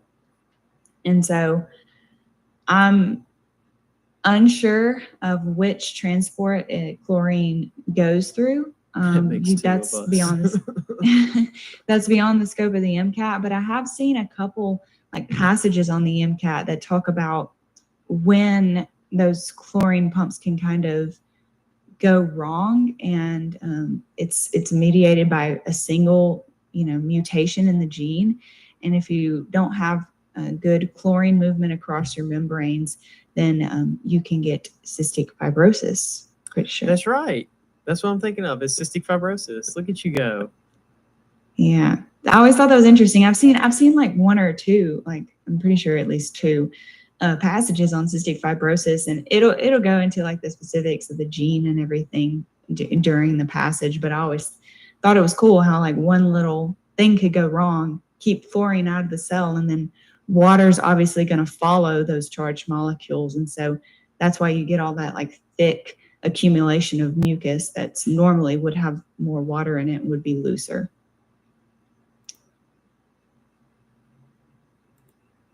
Yeah, you'll notice a lot of that happens with the MCAT. Like the stuff that they test you on, like anytime you read a disease on the MCAT, you're probably going to see it again in med school pretty soon, pretty early on, because they use like they have characteristic diseases that they use to teach certain subjects, even if they're like not common at all. Like you're not going to see it whenever you're practicing medicine. They still use it to teach because it follows the rules. It plays nice, whereas most diseases don't.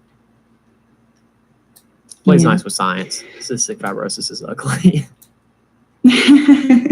Okay, what's next? Just a couple questions. I think just one question. So I noticed when I looked. I know, right? I noticed when I was going through my test. This is taken from the AAMC, or I think it's one of the AAMC exams, maybe the sample test or something. But I got this one wrong, and it was like one of the only ones I got wrong in the section. Slight flex. I was feeling good that day. But I got this one wrong, and so I thought it was interesting. But you want me to do it, John, or you? I mean, let's see you redeem yourself. Okay. You're so dumb So, you just don't want it, so let's see. No, I'm a little nervous, to be honest. So it says, consider the structure. It gives a structure of this molecule called STN in the passage. And it says, considering the structure of STN, what is the most likely mechanism for its entry into the cell?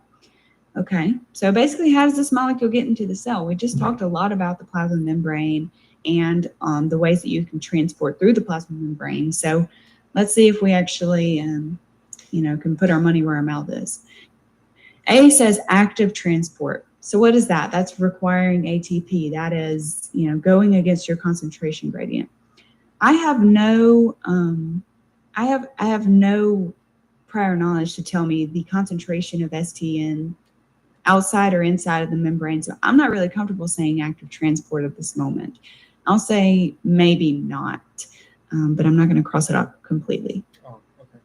B says receptor-mediated endocytosis. So I was talking about endocytosis a little bit earlier. That would be for like really large molecules, probably larger than this STN right here. But maybe this STN could come on and latch to a receptor, and then that receptor could trigger the plasma membrane to endocytose it. But, usually I think about a little bit bigger molecules endocytosing, like proteins. C says diffusion directly through the membrane. So that makes a little more sense. I see a little bit of these polar groups, these, I think I see some amides at the top and these carbonyls hanging off, and then some nitrogens throughout, like these, I think they're called heterocycles. But honestly, the carbon count kind of really outweighs that. So I'm thinking that this looks pretty hydrophobic. Just a lot of aromatic rings. So aromatic rings. So C is looking good. D says passage through an ion channel. So this molecule is not an ion, so wouldn't think that it would go through an ion channel. Between B and C, I just feel more comfortable saying that this molecule is pretty hydrophobic, but it's not very big. So I'm going to go with C. And that's how I would have figured it out if my brain was working that day. What did you put the first time? And I think I put active transport. I bet you were thinking because I wasn't polar. Yeah, I was. I was thinking that this was a polar molecule, and I wasn't thinking of active transport necessarily with concentration gradient. I was thinking like what was it called? You were thinking polar versus non-polar. The carrier mediated. Yeah, I was thinking of like the facilitated diffusion was what I was thinking of. Yeah. And you notice that they didn't put that So so polarity is Facilitated diffusion. yeah, and you notice that they didn't put the Facilitated. She's thinking of facilitated diffusion.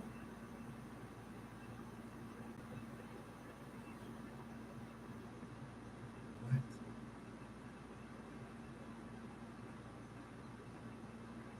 Oh, I see. So she was thinking passive, but facilitated diffusion is passive transport, not active transport. That's what I was thinking of. yeah, and you notice that they didn't put that. So so polarity is like this is, I know you know this, Max, but we can talk about it real quick. So polarity is kind of like a spectrum. It's not like there's a hard line. It's like after you cross this, you're no longer polar. Polarity is talking about relative to certain things. And so usually if the MCAT is going to test you on, is this non-polar and it diffuses through the membrane, or is it polar and it has to use a channel, they're going to make it really, really obvious that the molecule is polar and non-polar. Here, yeah, there are a lot of rings, so I could definitely see the argument that it's polar or non-polar. But man, there's a lot of like polar molecules. Like I see 2 carbonyls, I see a bunch of nitrogens. Like I could argue pretty hardcore that this is polar. But you notice, well, back up. If it were polar, there would need to be an answer choice that said facilitated diffusion. Because that's how large molecules are going to diffuse. Large polar molecules are going to diffuse via protein channels. There's not an answer choice that says protein channels. So the MCAT at least gave you that as kind of like a safety net. If you didn't like know this was non-polar, you could at least say, well, non-polars are supposed to have protein channels. That would be facilitated diffusion. The only answer choice that says facilitated diffusion, and know this was non-polar, you could at least say, well, non-polars are supposed to have protein channels. That would be facilitated diffusion.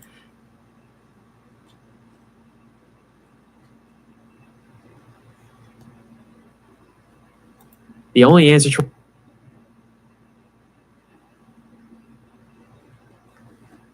Non-polar are supposed to have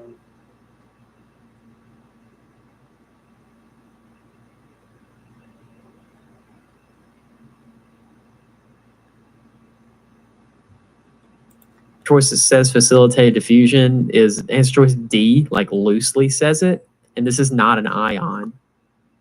So even though ion channels is technically facilitated diffusion, it's a specific type, right? It's facilitated diffusion of an ion, and so this isn't gonna work. Yeah.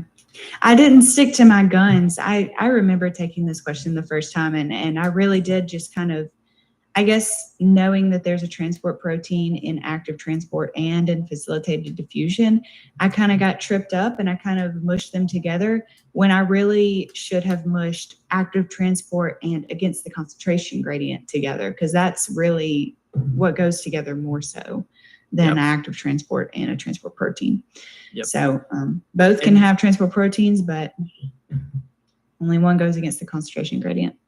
And receptor-mediated endocytosis is a specific type of endocytosis that I don't think is within the scope of the MCAT. Endocytosis is the idea of what it is, but receptor-mediated endocytosis is a specific type of endocytosis. I don't know that that's within the scope of the MCAT. I've never seen a question on it, but... Why wait? Start your MD this September at Ross Med and begin.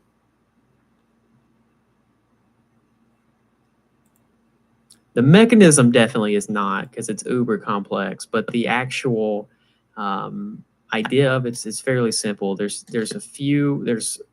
receptors that are going to accept certain molecules, and whenever the molecule binds to it, you literally just kind of form a pit, and then you close. Then there's another protein that comes in and then closes that pit off. So it's kind of in the name what it is. But don't worry, don't go into the wormhole of trying to figure out that mechanism, because you're going to Google it and you're going to see it, and it's going to be terrifying. You don't have to learn it. You just need to know what it is. Yeah. I had one more thing to say on these on transport And now it's like slipped my mind. What was I gonna say? Oh yeah. So we talk about these carrier proteins or these channels or these transport proteins is really the catch-all name for them. And I want to say that they are fairly specific. So like in that last question we were doing, answer choice D talked about ion channels. It's only going to let in certain types of ions. There's transport proteins for a ton of different things around the cell and in the plasma membrane, but they're going to be pretty specific. And so that's how we were able to mark off that an ion channel is not going to let in something that's not an ion. In fact, there's some like the sodium potassium pump that are just extremely specific to sodium, 3 sodiums and 2 potassiums. And that's what they do. And that's the only thing that they will push across the membrane. Alrighty. Is that it? Yeah, I think that's it. All right. Well, I hope you all enjoyed our discussion of the plasma membrane. Let us know if you have any questions below.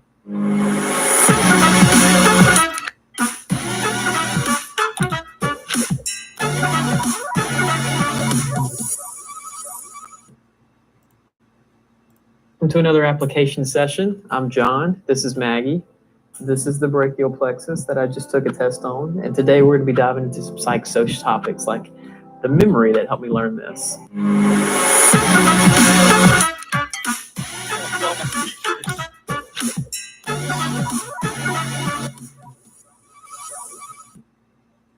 So today we're going to be going over all this in the Psych-Soc Chapter 2, all the high yield topics. We're going to be talking about memory and then kind of the nervous system at large. There's a lot. Yeah, look at that brachial plexus behind John. Look at that brachial plexus. And you just kind of keep it in short-term memory. But if you do elaborative rehearsal, which is what we're hoping that you all do with your content guides as you're taking in information, we hope that you're giving it lots of attention and then you're rehearsing it elaboratively. You're thinking about it conceptually and doing flashcards that test your memory. Then things can go in your long-term memory. If you retrieve the information, then it goes back into your short-term memory. So, the excerpt at the top is from the passage, and it's basically talking about some way that these researchers tested memory in the world that you can see. So that you can kind of make it myelin in the synaptic terminals. Right. So retro, I like what John said, retro's in the back. Like, you remember something, the 70s were like retro. So retrograde memory would be like before, and then I always think of anterograde when I'm thinking of amnesia. Like anterograde amnesia is the inability to make new memories. Antero means. All right, everybody, welcome to another application session. I'm John. This is Maggie. This is the brachial plexus that I just took a test on. And today we're going to be diving into some psychosocial topics like the memory that helped me learn this.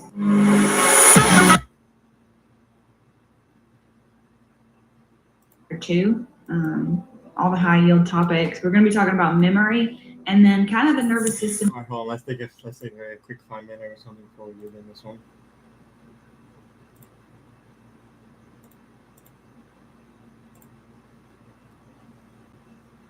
Yeah, I need like a quick 5 minute.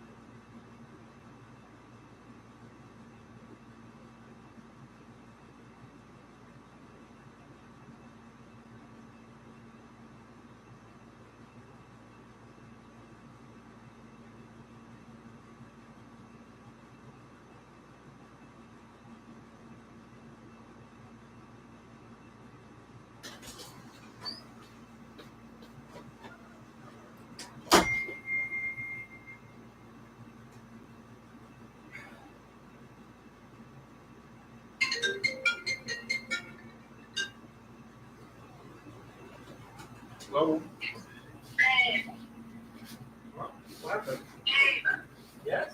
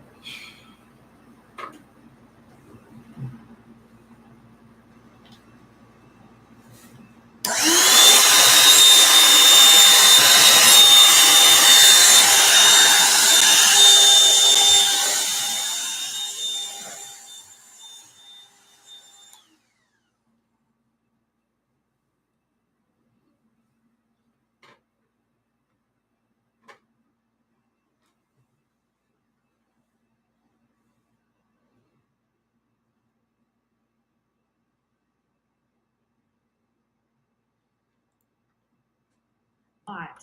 Yeah, look at that brachial plexus behind John. Look at that brachial plexus. Look at that one. Gorgeous. Wow. It's amazing. But we're going to be talking about neuron structure, action potentials, and then the organization of the nervous system as far as the peripheral versus the central, and then the parasympathetic, all that kind of stuff. So let's go straight into it. So memory, what do you need to know about memory?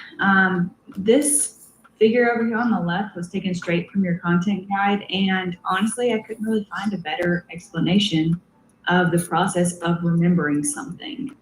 So you see over here, we get environmental stimuli, okay? It's literally anything that ever happens ever. It goes into sensory memory. That's iconic and echoic memory, all right? Oh my gosh, that's giant. Giant pen. What was I using that for? That's what I'm saying. Where you're just like, I'm going to see how fast I can color my whole screen. I probably was doing that while I was procrastinating, filming a video this morning. Okay, so we got iconic and echoic memory. That's the sensory memory, like less than 3 seconds, right? If you give anything attention, it turns into short-term memory, so that's less than 1 minute. If you do what's called maintenance rehearsal, which is just like when you're repeating someone's phone number, or you're like repeating a number just to yourself so you can memorize it, it just kind of like goes back on top of itself, and you just kind of keep it in short-term memory. But if you do elaborative rehearsal, which is what we're hoping that you all do with your content guides as you're taking in information. We hope that you're giving it lots of attention, and then you're rehearsing it elaboratively. You're thinking about it conceptually and doing flashcards that test your memory. Then things can go in your long-term memory. If you retrieve the information, then it goes back into your short-term memory. This is a really good time to talk about flashcards and throw some shade, which I never miss an opportunity to do. Maggie, if I were to have a flashcard that said blank memory is less than 1 minute, and I looked at the flashcard and I remember like less than 1 minute short-term memory, and that's all I do, what type of rehearsal is that? Maintenance. Yes. So for those of you that are looking at your flashcards and you're just learning them semantically, you know, you kind of remember spatially, oh, well, this is a short flashcard, and the last time I saw a short flashcard, it was maintenance rehearsal. You're not doing it consciously, right? But it's subconscious, and it's easy. You're studying poorly. You should see that, and you should say, oh, blank rehearsal is less than 60 seconds. Okay, well, I'm pretty sure that's short-term memory, but what does that mean is more than 60 seconds? Oh, that's long-term memory. Okay, well, what if it's 61 seconds? And you know, thinking about all these things around it, and okay, well, how could they test me on this? What's something that I've recently stored in my short-term memory that has not made it to long-term memory? Like studying a flashcard should be like an intense process. And you do it by asking yourself questions around it, because otherwise you're just doing maintenance rehearsal. True. And then you can see over here on the right side, short-term memory, you know, you have sensory memory and then short-term memory, and we've kind of drawn this line through it right here, but long-term memory has some more distinctions and, you know, branches off of it. You have explicit versus implicit memory. Explicit memory, also known as declarative memory, kind of branches off into episodic and semantic memory. So just know all those different distinctions and kind of how to draw the line back up. In fact, if you know, an example of how to elaborately rehearse this is to be able to draw this from memory. Have a card that says draw the memory tree and being able to draw that. That'd be a good thing. John, anything else on this? Yeah, something that's tested frequently on the MCAT is the durations of sensory short-term and long-term memory. And so literature is not very concise on this, and it's because it's not like your body cuts off at 60 seconds. It's like, nope, no longer short-term memory. I will remember everything forever if I remember it for 61 seconds. Like, that's not how your body works. And so that's why you kind of see some variations between these. But for the MCAT, what you pretty commonly see is that sensory memory is less than 1 second. Short-term memory is less than 1 minute.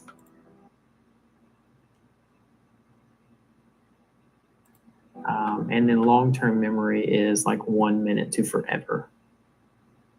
Now, they will, whenever they're testing you, they will be very explicit about this. So they won't give you 65 seconds and ask you to split that hair. They won't give you 50 seconds and ask you to split that hair. If it's sensory memory, or I'm sorry, they would give you 50 seconds. That's obviously short term. They won't give you 2 seconds and ask you to split that hair. But if it's sensory memory, they'll say something like, it immediately happened, or you heard a noise, but you didn't pay it much attention. The short-term memory, they'll be like, you remembered it for 30 seconds, or you looked at it for 30 seconds. And if it's long-term memory, you'll usually see like really dramatic examples, like either hours or days or months. Agree. Speaking of how they test this, I have a question. As usual. Okay. Let me remember. Okay, so yeah, I remember this. So, you know, the excerpt at the top is from the passage, and it's basically talking about this, some way that these researchers tested memory. The whole passage is about memory, and about how people liked music from their childhood and how they, how their music evoked feelings and blah, blah, blah. But you can see, if you want to pause this and read over it and try the question on your own, then absolutely, we would love if you did that. But let me just kind of get to what I'm trying to get to in the passage. It says,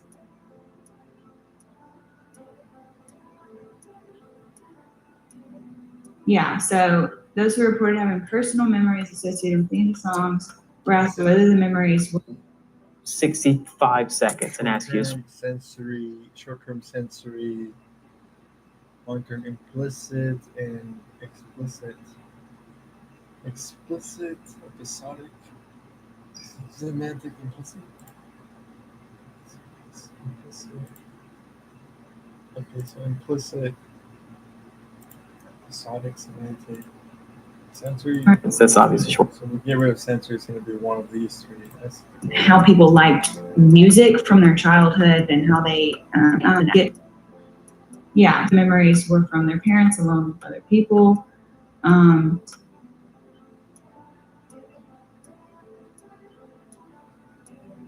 Yeah, so those who reported having personal memories associated with the songs were asked whether the memories were from their parents along with other people.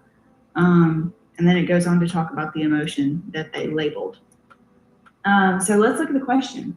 It says participants who reported personal memories about particular songs were retrieving which type of information? Okay, so these were college-age participants, and they were reporting these personal memories associated with listening with their parents alone or other people. Obviously, like a long time ago, because these hits were from way back when. So let's look through it a little bit. Episodic memory. What is that? I always think episodic experiences. They both start with E.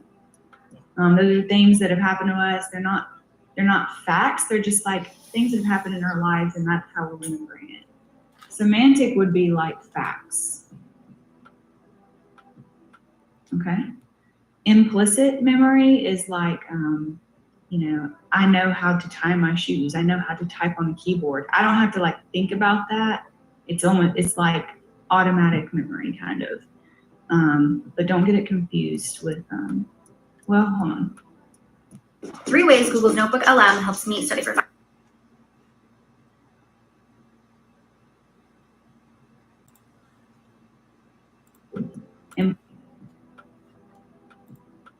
Okay.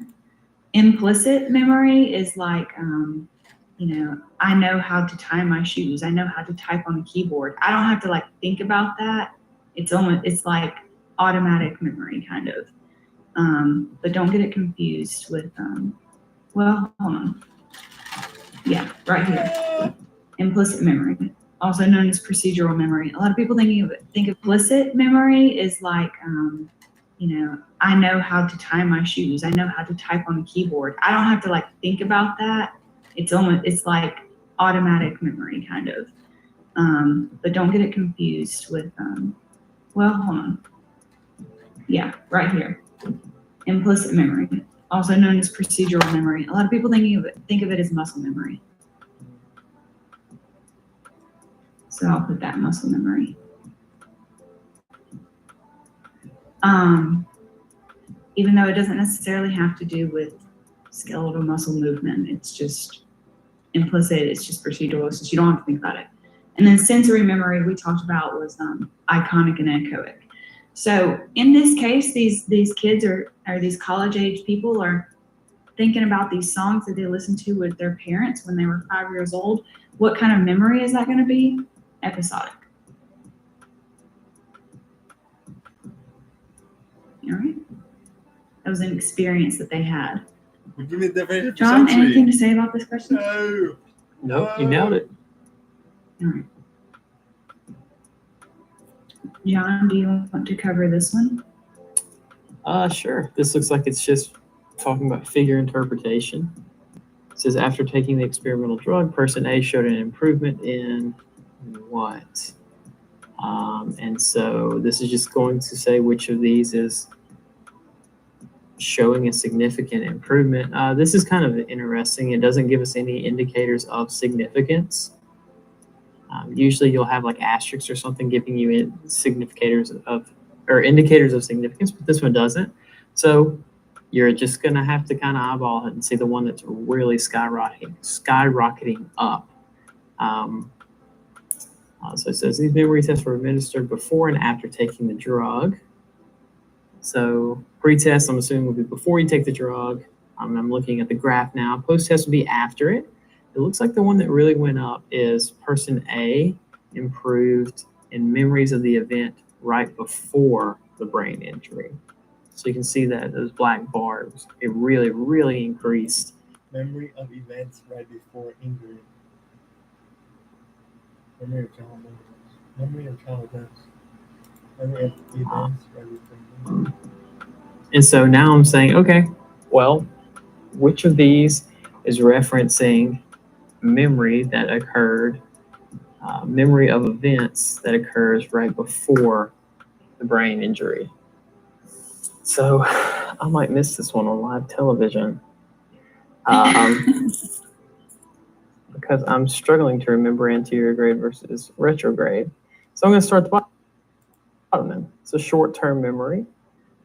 Short-term memory is something, a memory that's going to last for less than 60 seconds or not going to last for a long time. So I'll say maybe not to D because we're remembering this for days, weeks, months after an event. So maybe not. Okay. Semantic memory. Maggie just kind of touched on what that semantic memory would be. D. Pre-test, I'm assuming, would be Sensory memory we talked about was before the brain injury. So you can see that those black asterisks or something after taking the experimental drug is memory that occurred, memory of events that occurs right before the brain injury. So I might miss this one on live. Memory box, really not, because this is more of like an extra, days, weeks, months after an event. So maybe not. Okay. Semantic memory. Maggie just kind of touched on what that semantic memory would be. Does it fit in this box? Really not, because this is more of like an episodic type of memory, right? Because we're looking for something that is an experience, or I always thought it was like an episode of TV, because it's an episode of TV is just like a specific moment in time. And so maybe not semantic. And so now I'm looking at anterior grade versus retrograde. And so I can tell by the root of the word anterior probably means before. No. Retro is like a throwback thing. So retro would be before the event, and then anterior would be after the event. So anterior grade would be the formation of new memories, and retrograde would be the recollection of old memories. Maybe. I'm just kind of going off my root words. And so I would go with B. What? And B is the right answer. That's an excellent example of how to get answers correct when you don't know the words. Y'all, I do not give John any indication of what these application sessions are on. I pick the questions. I make these PowerPoints. I just literally gave him a figure, and he has not studied for the MCAT in like a year or a year and a half.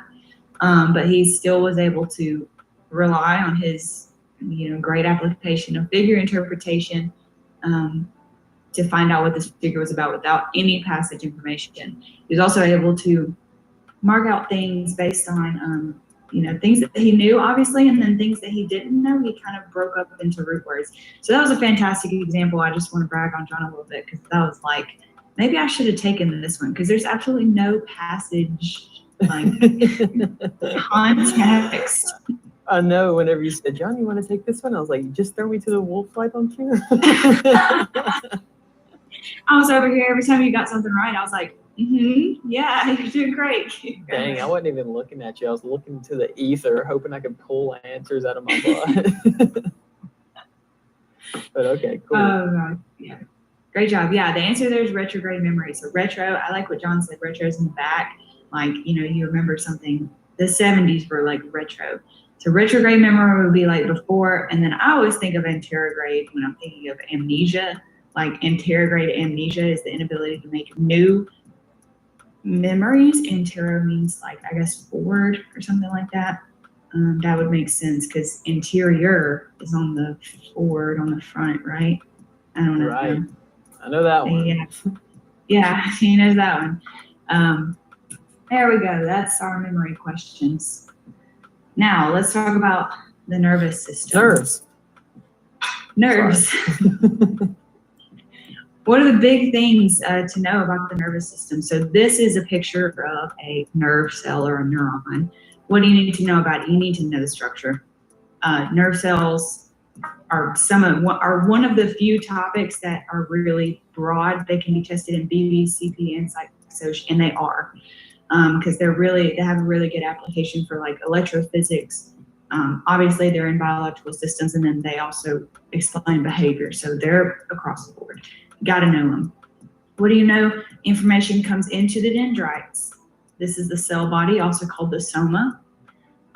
Information propagates along with this thing that's called the axon, and then it kind of like spreads out to these synaptic terminals and goes to the next set of dendrites. That's how information propagates along an axon or along a neuron.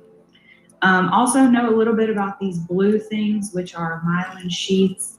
Know a little bit about neural support cells like oligodendrocytes, Schwann cells. Goes to the on, and information comes into the dendrites. This is the cell body, also called the soma. Information propagates along with this thing that's called the axon, and then it kind of like spreads out to these synaptic terminals and goes to the next set of dendrites. That's how information propagates along an axon or along a neuron. Also know a little bit about these blue things, which are myelin sheaths. Know a little bit about neural support cells like oligodendrocytes, Schwann cells, microglia. Know about the myelin sheath. It's a fatty substance that covers axons and it speeds up conductivity along the axon. Know about, I'm starting very high yield and going a little bit more low yield as I point out things. A substance that covers out neural support cells like oligodendrocytes, Schwann cells, microglia. Know about the myelin sheath. It's a fatty substance that covers axons and it speeds up conductivity along the axon. Know about, I'm starting very high yield and going a little bit more low yield as I point out things. So a little bit lower yield of things on a neuron would be like a node of Ranvier, where, what is it called, John, saltatory conduction, right? Saltatory conduction, yep. Yeah, when they kind of skip along the nodes of Ranvier because they go so fast over the myelin sheath. So know a little bit about how, I want you to be able to explain to me the direction that nerve impulses move along a neuron. I want you to explain how an unmyelinated axon would fare against a myelinated axon. I want you to be able to tell me what else about a neuron? Maybe, there were a few things that you touched on. You say you should know some stuff about this, but like for neural support cells like oligodendrocytes and Schwann cells specifically, you really just need to know that they're cranking out myelin, that they're the ones that are cranking out the myelin. And the difference between those is like for neural support cells like oligodendrocytes and Schwann cells specifically, you really just need to know that they're cranking out myelin, that they're the ones that are cranking out the myelin. And the difference between those is oligodendrocytes crank out myelin in the CNS, right? Mm-hmm. CNS, and Schwann cells make myelin in the peripheral nervous system. I can't say PNS because it's but seriously.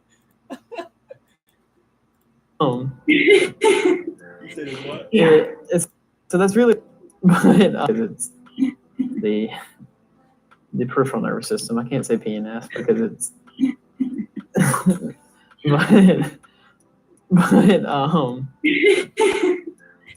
Yeah. So that's really what you need to know about those. You don't have to go into too much depth about the neural support cells. And I mean, you'll see things like astrocytes on the test in a passage, but you don't have to have any pre-required knowledge. And so the concept of neurons it really is like a mile long and a mile long and an inch deep. You really just kind of need to know what something is and what its primary function is, and that's usually good enough for the neuron. Very true. I'm sorry, real quick, Maggie, just in case, so that you can kind of make sense spatially in your body. Because especially when you learn about something that is in the body, the easiest way to do elaborate rehearsal is to think, what does this actually look like in the macro world? Like, what does this look like as far as relates to my future career as a physician? If you think about your nerves, if you think about your nerves, one neuron does not make a nerve, and two neurons does not make a nerve. And so a good way to learn kind of get an appreciation for the size of neurons is to look at how you get from a neuron to a nerve. And I'll let you all figure that one out, but it deals with, you'll be using words like fibrils and fibers and nerves and things like that. That is a good way to think about how it actually applies to your life and to the world that you can see. So the nervous system, the nervous system at large has a lot of different organizational levels and hierarchies. So once you break it down a little bit, I don't foresee you being asked questions about like, what are the two divisions of the autonomic nervous system? But you will be expected to know that sympathetic and parasympathetic are part of the automatic, or the why is it called the automatic? Yeah, I don't know why that's there, but I mean, that's like a way that people try to remember it. It's not called the automatic, it's autonomic. Yeah, I know you know that. Figure. Okay, this is called the autonomic. That was just there for you to catch. Yeah, exactly. So the nervous system breaks down into the central and peripheral. The central nervous system is your brain and spinal cords. Your peripheral nervous system is all the nerves that branch off of your spinal cord, and your brain. So the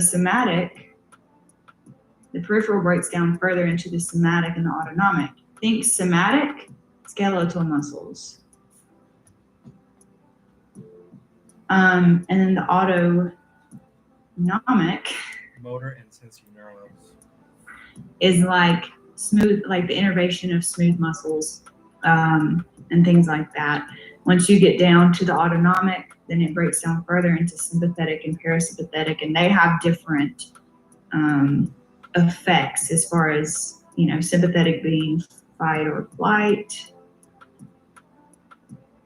and then parasympathetic being rest and digest. So I think that something that was confusing to me when I was thinking about this is like, I didn't have a good idea of what it actually meant to be part of a somatic or an autonomic nervous system, and why it mattered. I was like, oh, the skeletal muscles, like they're so much more interesting, like we can control them. Why is the autonomic nervous system the one that gets a branch? But really, it is a lot more interesting to look at the autonomic nervous system, because that's the one where we can't control what it does, and so it has to go off of our own hormones and our own environmental stimuli to decide what it's going to do. For instance, if I get into, if I see a saber-toothed tiger, say I'm a caveman, first off, and then I see a saber-toothed tiger, this is making assumptions of a caveman. Very important for your understanding. My sympathetic nervous system is going to take over. I don't give a crap about what my skeletal muscles do, because honestly, they're probably not going to do much. I'm more of like a freeze kind of person. But what is going to happen? I irises that I cannot control are going to dilate. My stomach is going to stop like digesting food because it's not important right now. Blood is going to rush to my skeletal muscles, like the muscles in our arteries and veins that actually arteries are the only ones that have muscles, right, John? There's a very thin The muscles that are in layer my of- arteries are going to very thin layer of smooth muscle around the veins, but nothing that's going to do too much. matter. Yeah, Yeah. nothing that's going to matter. So the Don't muscles worry that are about in my arteries. Yeah. So that's the interesting part. And I want you guys to think, when you think about the autonomic nervous system, think about all those things that you can't control and that your body, like your brain, has to kind of control for you. That's what the autonomic nervous system is, and that's why it gets its own branch and why it's so interesting. John? Just I hand want it to you. Nothing? No. I mean, that's good. I mean, that's exactly how I think of it. I mean, fight or flight. The only thing that the MCAT might test you on a little bit differently is like knowing that fight or flight. You think of it as like your adrenaline response, which is like norepinephrine, epinephrine, and the neurotransmitters that are associated with it. And when you're looking at sympathetic versus parasympathetic, it's really talking about what processes get activated in response to the stimulus. And so whenever we say fight or flight, we mean like you're either going to fight the saber-toothed tiger or you're going to run away from it. Or if you're thinking about real life now, you get stressed out about a test, you're either going to study for it or you're going to dodge it and go play video games or something else. And parasympathetic is like you're not in a threatening situation, and so you're going to rest, recover, rebuild the cells that you want to protect, and then also digest the burrito you just ate. But it's also, I don't want anybody to think that not all veins have smooth muscle. Maybe I should just cut that out. But I don't want anybody thinking I'm stupid. There's some veins that have a very thin layer of smooth muscle. That's not important. That's not on the MCAT. Yeah, I wouldn't know that anyway, but I would say if you're going to be tested on the autonomic nervous system, they will test you on specific reflexes, like the common ones. Eyes, whether they're dilating or constricting. They dilate when you're sympathetic, they constrict when you're parasympathetic. The muscles of your digestive system, they are not active in sympathetic and they are in parasympathetic. And there's a couple others. The arterial response is a big one. Yeah. And then So your heart rate Yeah. elevates in the fight or flight. That's a big one. Salivary. Do they talk much about the salivary glands? They are active in parasympathetic and they're not in sympathetic. Yeah, actually, you're right. Yes, they do talk about that because it's one of the weird ones.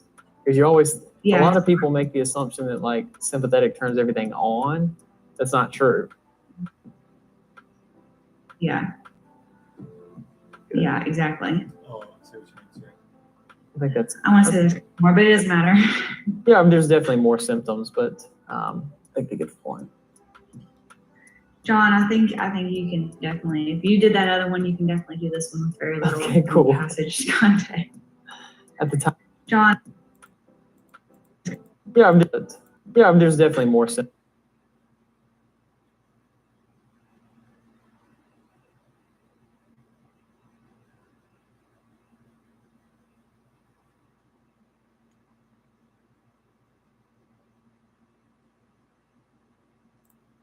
but I think they get the point. John, I think you can definitely, if you did that other one, you can definitely do this one with very little.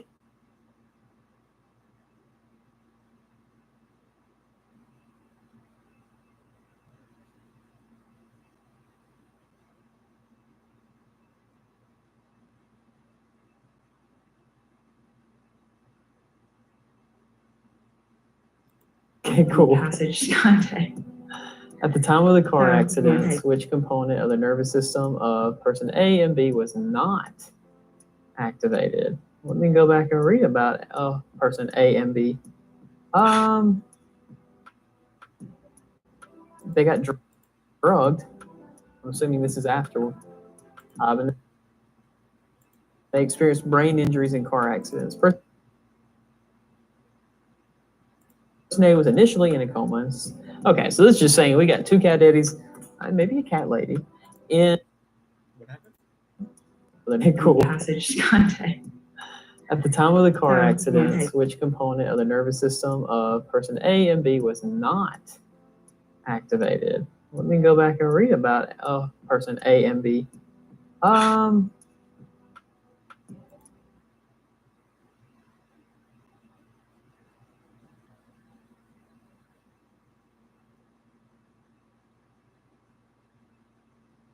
Oh, so person A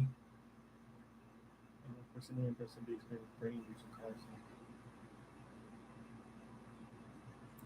accidents. They got drugged. I'm assuming this is after. And they experienced brain injuries in car accidents. Person A was initially in a coma. Okay, so this is just saying we got two cat daddies, maybe a cat lady, in a car accident. And we're going to say which of these was not activated. So they got drugged after the car accidents, right?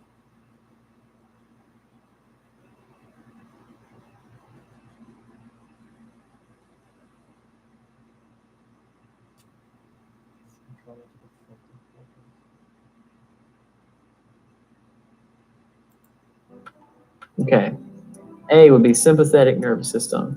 If you're in a car accident, you're going to be kind of freaked out. You got a little fight or flight going on there, right? You got some of that adrenaline rushing. It's an experience that's going to make your heart beat quickly.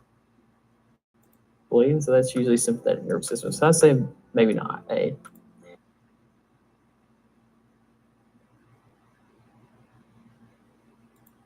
B, parasympathetic nervous system. I could see this not being activated, right? Like I very rarely have I been in a car accident and been adrenaline rushing. It's an experience that's going to make your heart beat quickly. So that's usually sympathetic nervous system. So I'd say maybe not A. Was not likely to be activated.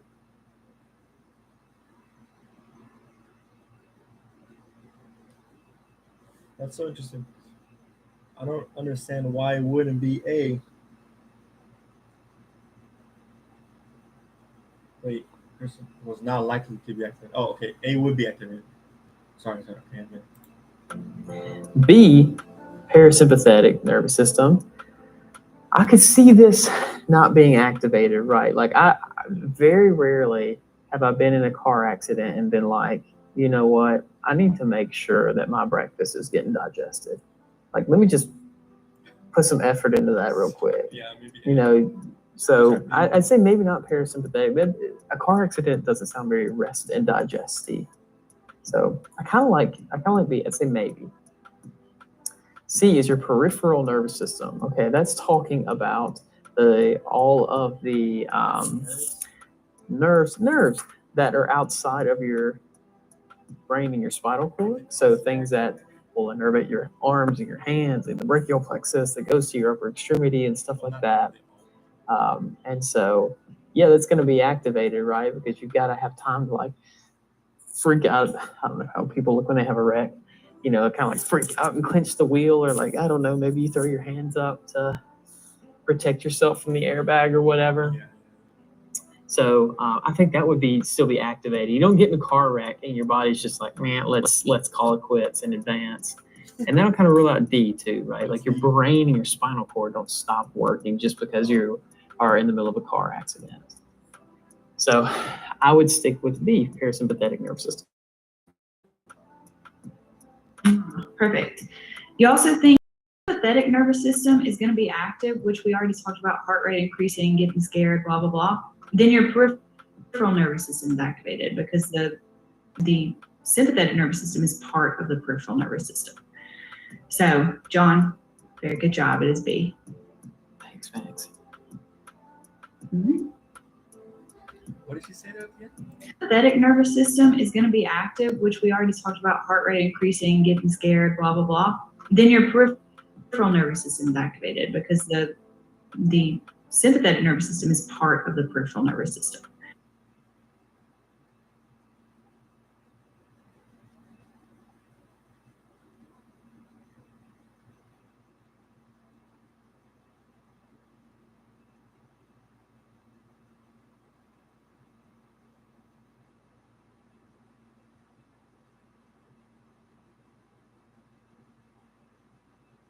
oh, she's relating A.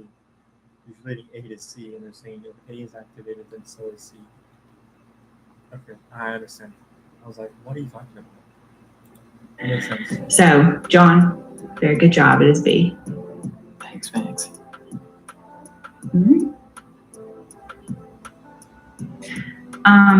So the next thing that I think is pretty high yield about the nervous system is an action potential. When I was talking about the structure of a neuron earlier, I was considering talking about an action potential because it does happen at the axon of a neuron. But when you think of action potentials, I want you guys to know a pretty good bit about it. I want you to know what the resting membrane potential is. Normally people say about -70.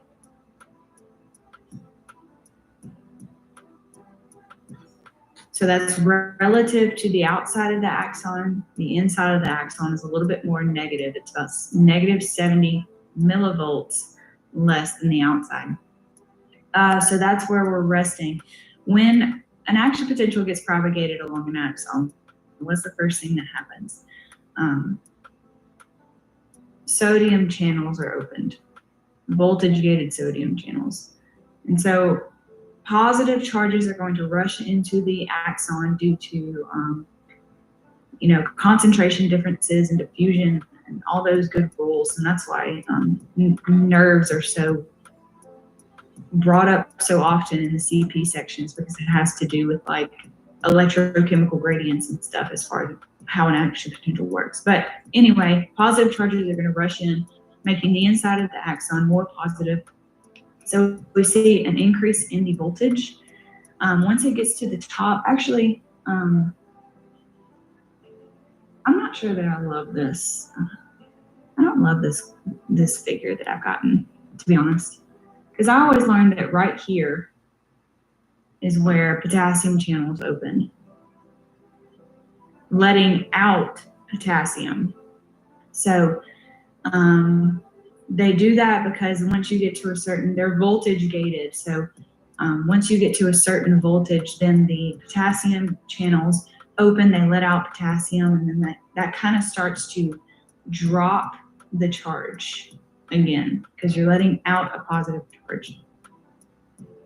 And then around the same time, I always learn kind of right at the top is where the sodium channels close. And so they stop letting in positive charge and they keep letting out those potassium ions. And so the charge is going to drop. And it actually ends up dropping below the original threshold. It's kind of like those potassium channels are a little bit slow to close. So they kind of actually go beneath the resting membrane potential and go a little bit lower, about -90, before they kind of, it's called hyperpolarization. And then they kind of like even back out and they get ready for the next action potential to happen. John, how do you see this tested on the MCAT? The numbers are tested a lot, like the resting potential being -70, and then the I've made a joke about it so often that I can't remember. Oh, threshold potential. Threshold potential is tested a lot. I always call it the point of no return, and I make a joke about it so often I almost called it that. But threshold potential is, I believe it's -55 millivolts, right? Yeah. Okay, that's a number. That needs to be a flashcard. What is the threshold potential of a neuron? Now, the threshold potential means that if I get more positive than this number, then it will trigger the voltage gated channels around it to open. Okay, so just think, I need, normally my voltage is -65 and my voltage gated channels open at -55. If I get to -60, they don't give an F, right? They're like, I don't care. I only like -55. That's my thing. I got one little bugaboo, and it's -55. And so once they hit that, then they're like, all right, well, we can do this. We can do this thing if you want. And so that's tested often. And then everything that you referenced as far as like closing the sodium channels and potassium channels, I have seen that tested fairly frequently. And then another thing that I've seen tested on a couple exams is what restores the resting potential once you're at hyperpolarization. Do you know what it is, Moogs? Sodium potassium pump. Sodium potassium pump. Sodium potassium pump? Yeah, you got it.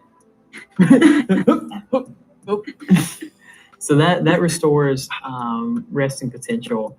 And then if just kind of some added things to help it make sense is as far as fluctuations, if we're looking at the left side of this graph and you're at a resting membrane potential and you're wondering like, well, how in the world do we get up to negative 55? Like what just makes it decide, all right, I'm gonna send it. And it's different in every cell, or not in every cell, but there's multiple different mechanisms to do this. Some of them are some of them are mechanically gated channels. Those would be your sensory neurons. Take your finger and poke your other finger. You feel how you are getting poked. Those are mechanically gated neurons, meaning if they get compressed or they feel a mechanical force, they are going to open up and they're going to allow just a little sodium here, a little sodium there. And then there's some that are like chemically gated ones, and those are going to be like in your nostril and stuff like that. And so whenever you smell something, it's because this chemical that is the odor is going to bind the chemically gated channel. It's going to allow some sodium in, and it's going to send it. And so that kind of helps me help things. So that restores resting potential. And then if just kind of some added things to help it make sense is as far as fluctuations, if we're looking at the left side of this graph and you're at a resting membrane potential and you're wondering like, well, how in the world do we get up to negative 55? Like what just makes it decide, all right, I'm gonna send it. And it's different in every cell, or not in every cell, but there's multiple different mechanisms to do this. Some of them are some of them are mechanically gated channels. Those would be your sensory neurons. Take your finger and poke your other finger. You feel how you are getting poked. Those are mechanically gated neurons, meaning if they get compressed or they feel a mechanical force, they are going to open up and they're going to allow just a little sodium here, a little sodium there. And then there's some that are like chemically gated ones, and those are going to be like in your nostril and stuff like that. And so whenever you smell something, it's because this chemical that is the odor is going to bind the chemically gated channel. It's going to allow some sodium in, and it's going to send it. And so that kind of helps me helps things make more sense to me, just to understand, okay, how are these things actually changing? And if you want to put it into context of other things like the just noticeable difference, you ever wondered like, why can I lick somebody's elbow when they're not looking and they don't feel it? It's because you're not getting to negative 55 millivolts. So you may be getting to negative 60, but you're not getting to negative 55. Things like the just noticeable difference. You ever wondered like, why can I lick somebody's elbow when they're not looking and they don't feel it? It's because you're not getting to negative 55 millivolts. So you may be getting to negative 60, but you're not getting to negative 55. Maybe I'm the only one that licks people's elbows. They told me I had to stop or they're going to kick me out. But here I am, licking elbows. Yeah, it's a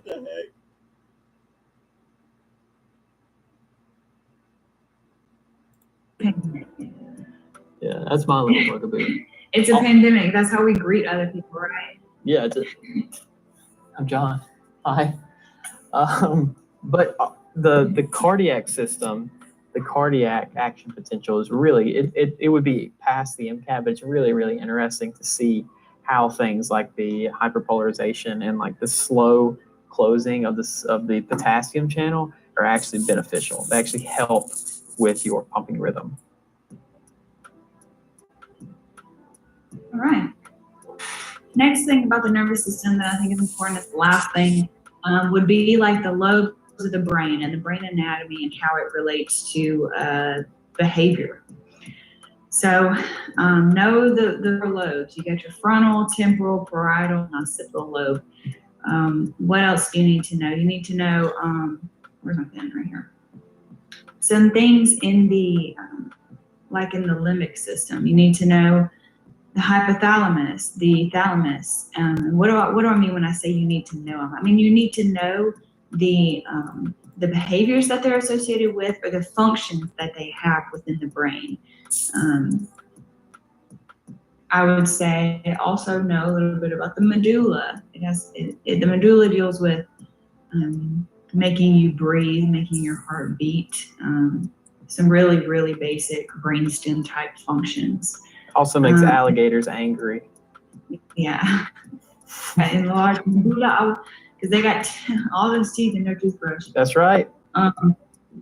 But also know the cerebellum. It has to do with posture and coordination of our motor reflexes. But there's a few more that are not listed here, and there's some that I don't care. I don't care if you know anything about the ventricles. I don't care. The cerebellar cortex. No, I don't care. The central sulcus or the central gyrus or whatever. Don't care. The cerebral cortex just refers to like the wrinkly part of our brain.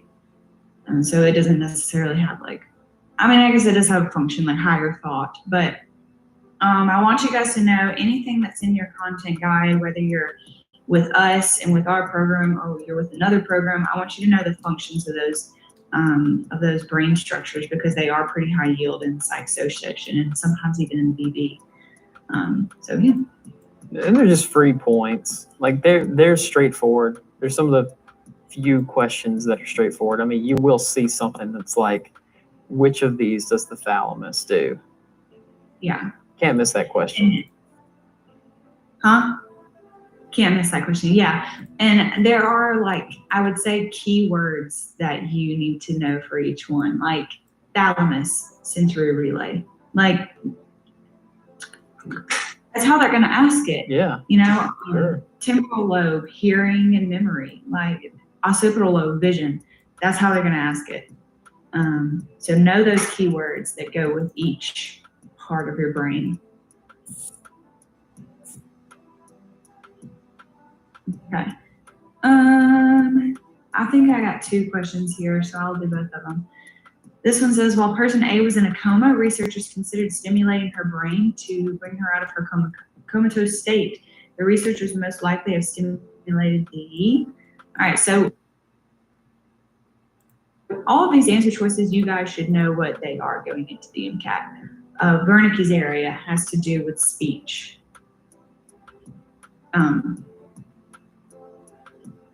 Specifically speech comprehension. Wernicke's and Broca's area are the two parts of your brain that deal with speech.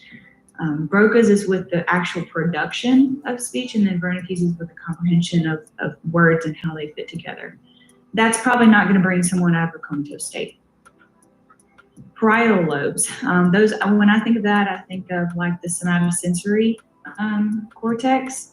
And I can see that D is the somatosensory cortex. So B and D are referring to similar areas in the brain, and neither one of them are the right answer, because to stimulate my somatosensory cortex would mean like if you stuck a probe in my brain and stimulated my somatosensory cortex, I might feel a pain in my arm, or like I might feel like my foot is moving, but that would not bring me out of a coma.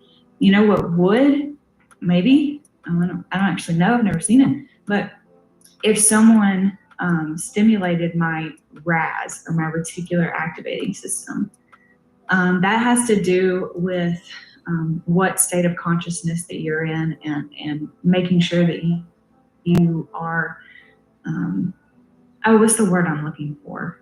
Like arousal, or like just general arousal, general attention, things like that.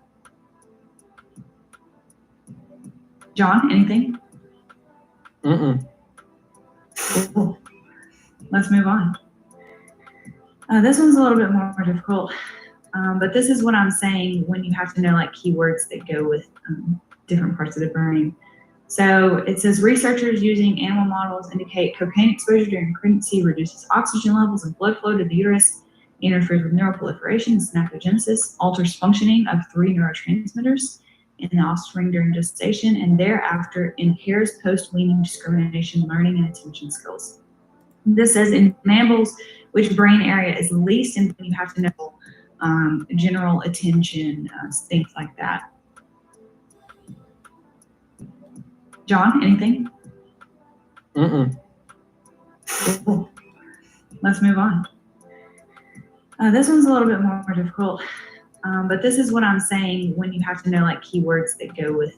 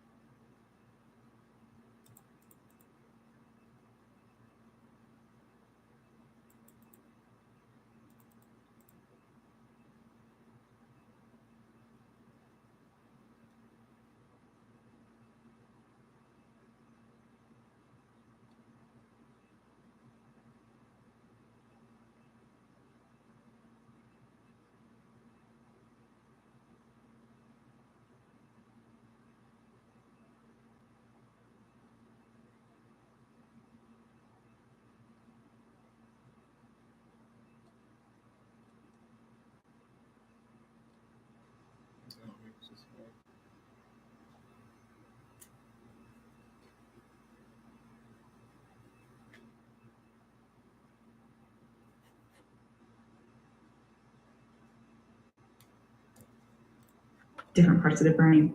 So it says researchers using animal models indicate cocaine exposure during pregnancy reduces oxygen levels and blood flow to the uterus, interferes with neuroproliferation and synaptogenesis, alters functioning of 3 neurotransmitters in the offspring during gestation, and thereafter impairs post-weaning discrimination, learning, and attention skills.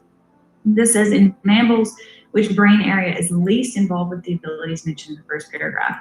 So I'm thinking about the abilities mentioned in the first paragraph right here in the last sentence.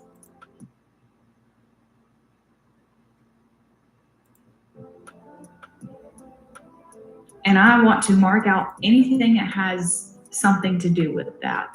So the frontal lobe, yes, very much so. The frontal lobe deals with learning, and that really, when you think about the frontal lobe, think about the things that make humans different from animals. You know, speech is there, like that's where Broca's area is. That's where The we like soul. learn. I don't know if it's in the frontal lobe. Coco has a soul, and she definitely has very little brain mass, period. So She stole that from her last victim, though. So definitely not that one, because Rida does have something to do with the abilities in the first paragraph. Hippocampus has to do with memory, and learning is very closely tied with memory, so that's probably not the right answer. And you can see I accidentally clicked one of these answers and then had to click another answer because I forgot to screenshot it before I chose the answer. Anyway, that's why the last 2 are purple. C says the hypothalamus. So when I think of the hypothalamus, I think of the endocrine system and how it is closely tied with the pituitary gland. That's not really having to do with learning or attention. So I'm thinking maybe on that one. The thalamus has to do with sensory relay. It also has a little bit to do with like attention type stuff. You know, and I mentioned thalamus sensory relay, but like learning and discrimination learning, especially, that would be like being able to tell 2 things apart. That would require some sort of like understanding of incoming stimuli. And so I would have a 50-50 between C and D, but ultimately C is just so closely tied to the endocrine system, it really doesn't have anything to do with learning or attention. All right, And that's the last question.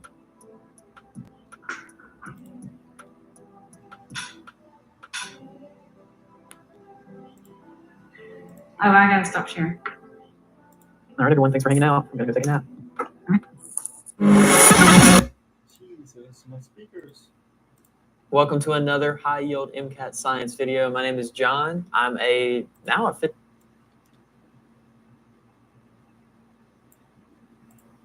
officially third year medical student. I just took step 1 2 weeks ago. I'll let you know if I pass. If you don't hear from me, then that means I failed and I don't want to talk about it. Before I actually came to medical school, I had spent several years tutoring as a professional MCAT tutor, and I've continued to do that on into medical school.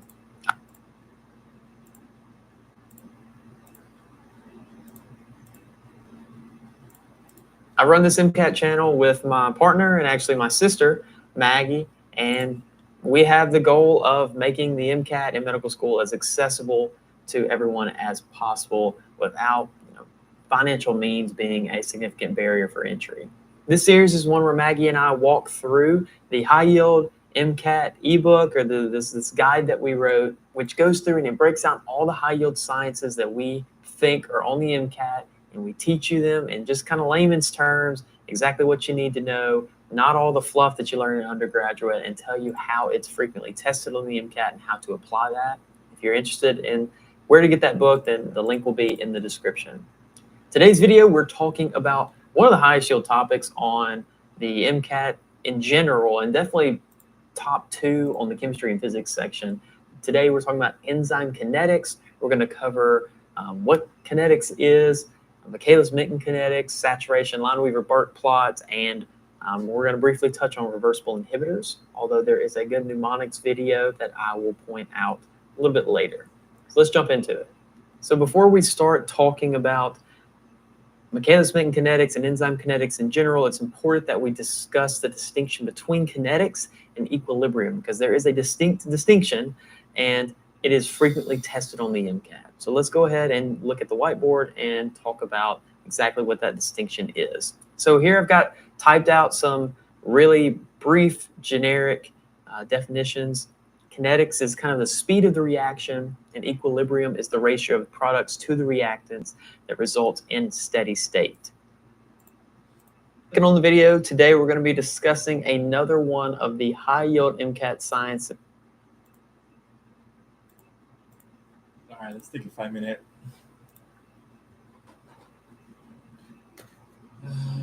Let's take a 10-minute break. I'll be back.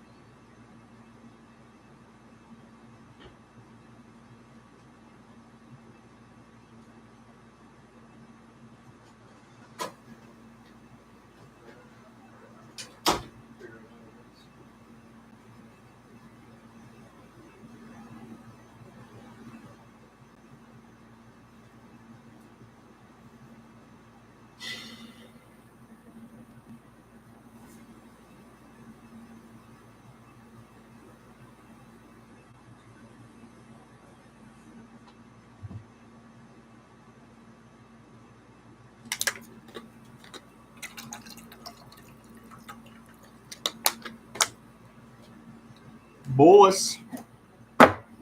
Bolus.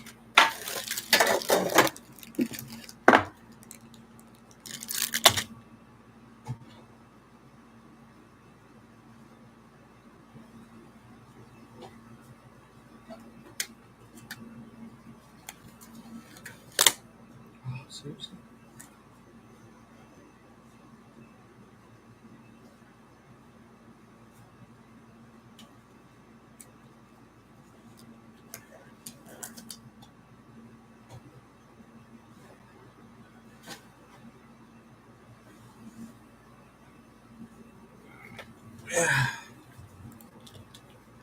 Now, that's very, so let's kind of walk through it so that it makes a little bit more sense. Let's first start with what they have in common, because students, myself included, frequently misconstrue these two. And it's like, why is that happening? That's because they're both describing reactions. So I want you to imagine just a very classic reaction of H2O2 goes to water, right? So 2H2O. How do we balance this? Put a 2 there, right? Yeah. So they're both talking about a reaction. The only difference is that the kinetics is talking about the speed of reaction. So how quickly we get from this side to this side, whereas the equilibrium is talking about our ratio of products to reactants in steady state. So the concentration of those. So I think that's why it frequently gets misconstrued. But kinetics is usually talking about things like enzymes, speed, stuff like that. Whereas equilibrium is talking about stuff like KEQ, concentrations, and all of these we'll discuss in a later video. And then Le Chatelier's principle, which is probably the biggie when it comes to equilibrium. And that's actually a video that should be coming out shortly, so make sure you're subscribed. Part that's tested on the MCAT is the fact that things that increase the kinetics, namely like enzymes, generally do not have an impact on equilibrium. So adding an enzyme has no effect on the equilibrium of reaction. It just helps it get to that equilibrium faster. And changing the concentrations or changing things that mess with the Chatelier's principle, etc., have no impact on the kinetics or how fast that reaction reaches it. Now, there's a giant wall that separates these two, as I've illustrated so elegantly with the line. But you notice there's a sneaky window right here. Now, that sneaky window is meant to represent temperature, because temperature can impact both the equilibrium and the kinetics of a reaction.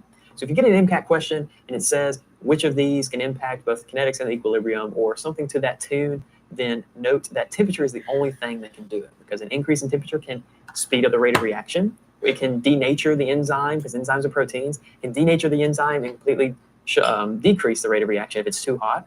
But also temperature can increase or decrease the amount of products or reactants depending on the reaction, which would actually change the equilibrium. So those are the two things that are different about it. And today we will discuss almost exclusively kinetics, right? That's the point of this video. So equilibrium will be coming in a few weeks whenever we talk about Chatelier's principle. But today we're talking about kinetics. It's just important that you understand the difference between the two, because this is frequently an enzyme. This is frequently an MCAT question. They'll talk about the addition of an enzyme and ask its impact. And one of the incorrect answer choices is that it changes concentration in some form or fashion. It's actually a sneaky, difficult question. So don't make that mistake. So now that we kind of know that we're talking about enzymes, let's actually talk about enzymes. Enzymes, I told you earlier, are proteins. And these proteins, we always draw them as Pac-Man, right? So I'm not going to break the mold. They are proteins that will take a substrate and convert it to a product. And so I'm going to draw that substrate as a triangle, because that is true art. So this triangle that's representing the substrate is going to bind to the enzyme. And where it's going to bind is called the active site. And I've just kind of got that highlighted. And so it binds to the enzyme and creates something called the enzyme substrate complex, which is literally just them bound together. Okay, so I will draw that below in, what's third grade tell you? What does red and blue make? Is it purple? We'll see. So now they are together because they love each other. Because whenever an enzyme and a substrate love each other very much, then they go to sleep and the stork comes and drops off the product. So now we have the enzyme and the product. So you start with the enzyme separately and the substrate separately, and then you move to the enzyme substrate complex, and then you move to the enzyme and the product. Now you note that the substrate is not conserved. We don't have a triangle anymore, but the enzyme is conserved. So the enzyme does not get used up in a reaction, and that's an important component of what makes an enzyme, whereas the substrate does get converted to a product. Now this is classically described with this equation.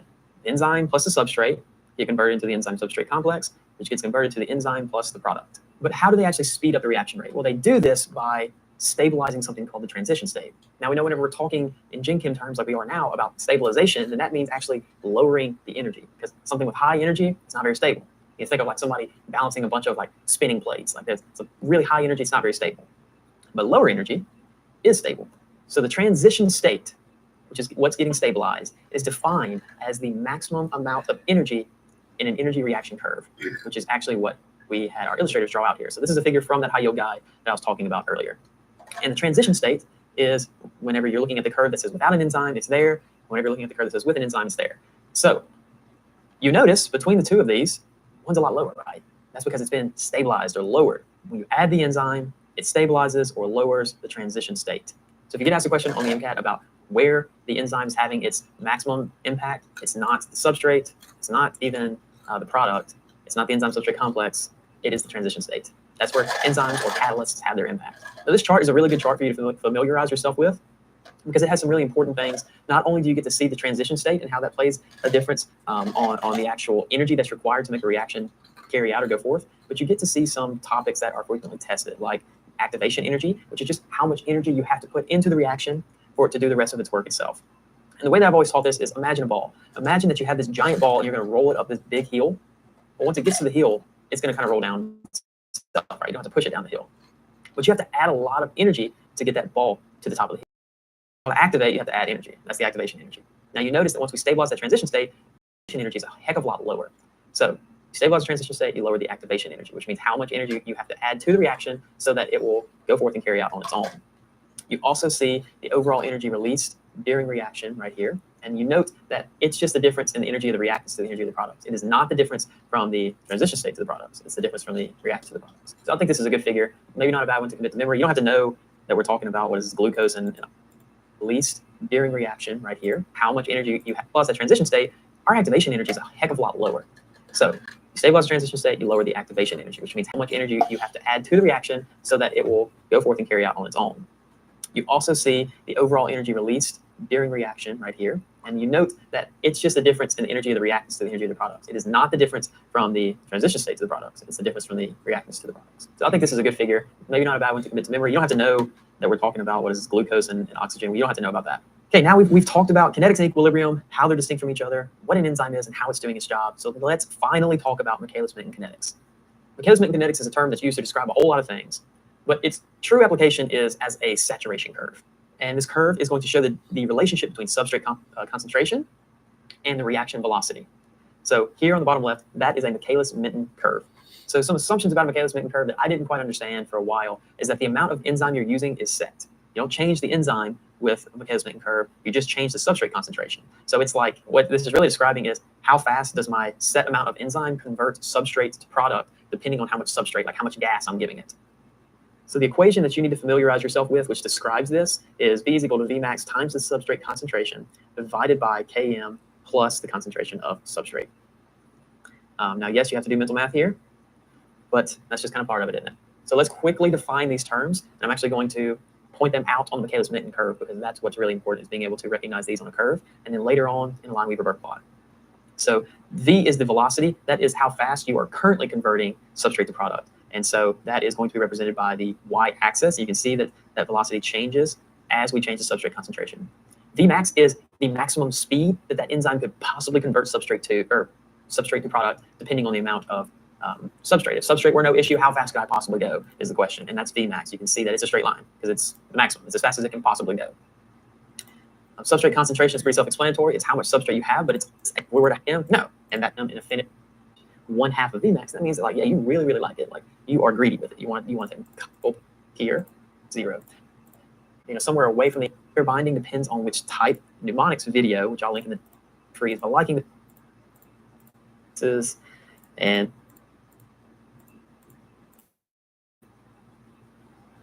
products that are going to tilt the seesaw reaction in favor of away.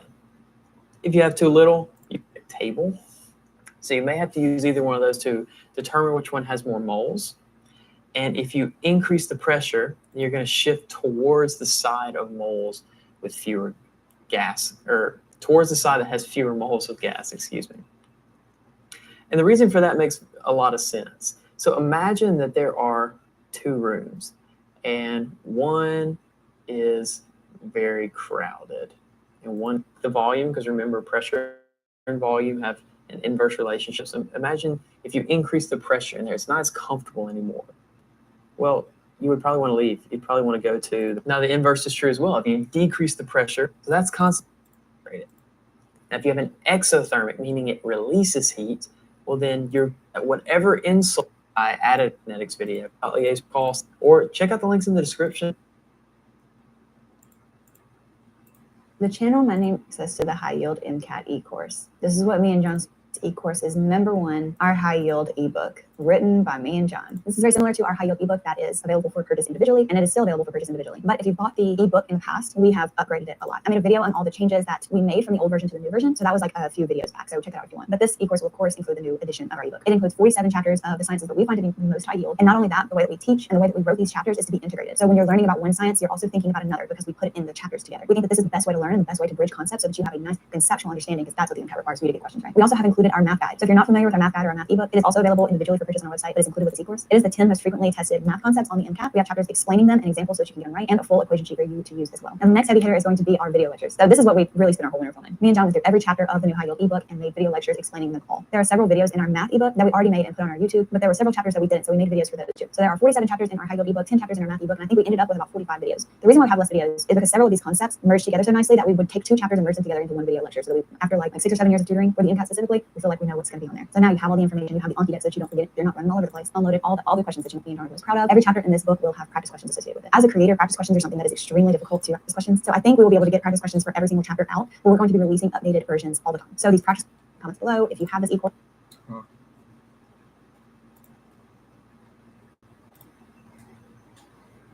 Anyways, that's okay for now. Let's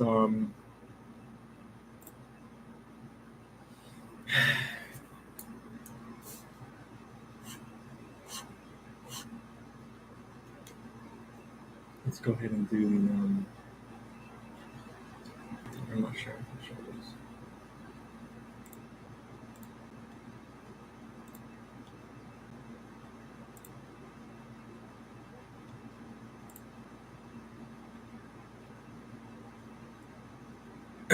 Anyways, let's go ahead and time and do the passages now. No? See what happens.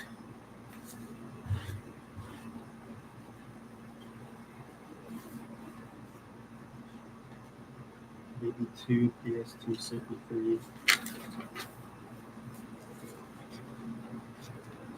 I might need a little bit more scratch paper.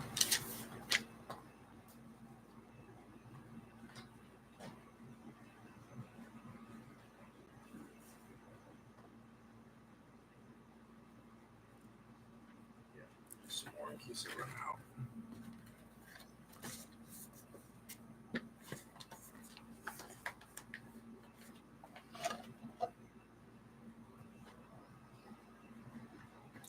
So I think it was a school, right? Or was it active? Oh, actually, I think it was active.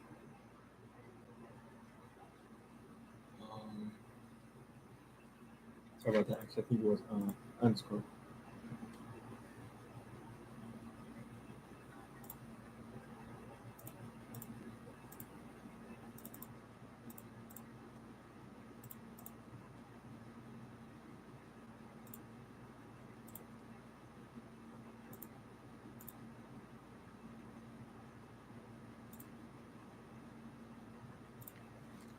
This is just a bunch of questions.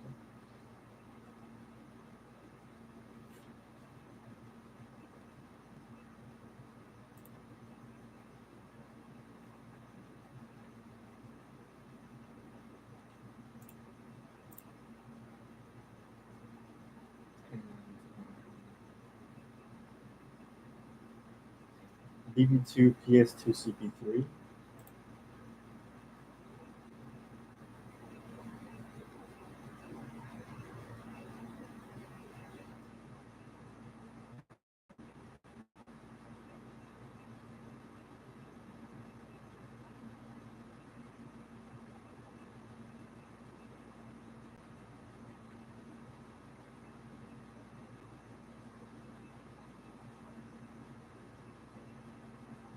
to.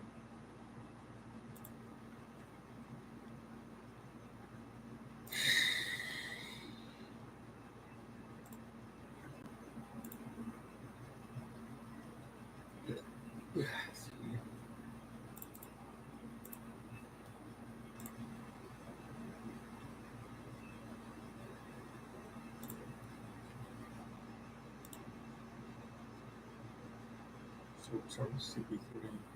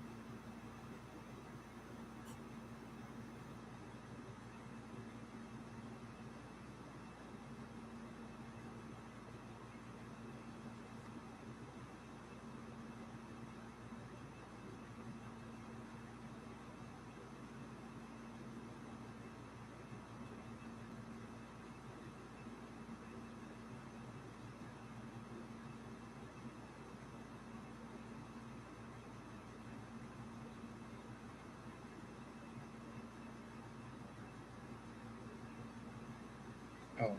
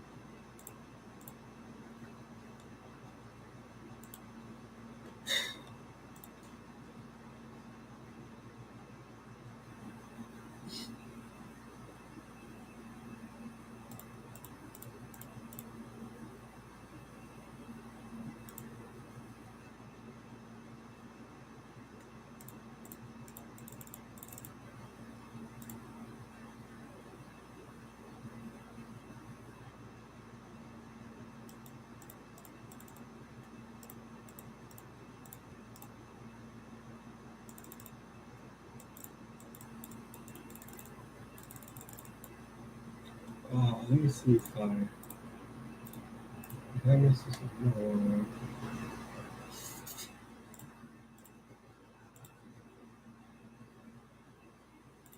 A BMW.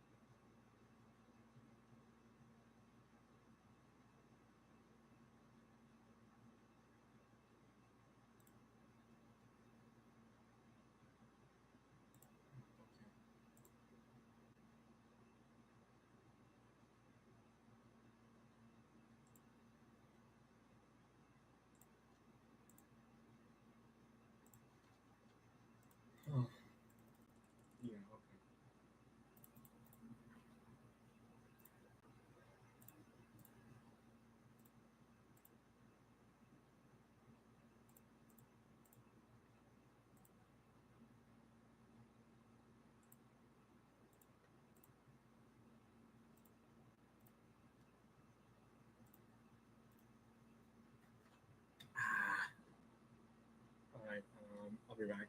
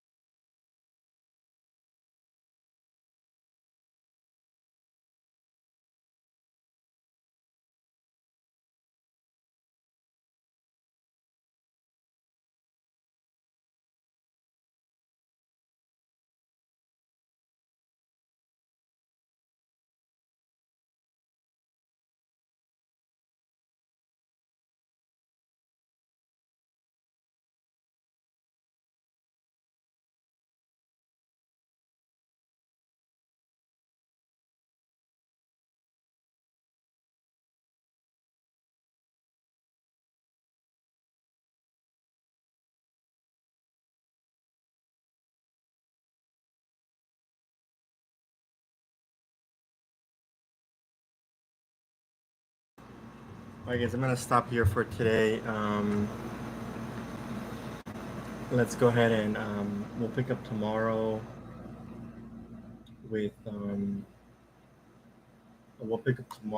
with Jack Weston, I think. Jack Weston. and then we'll do some math review.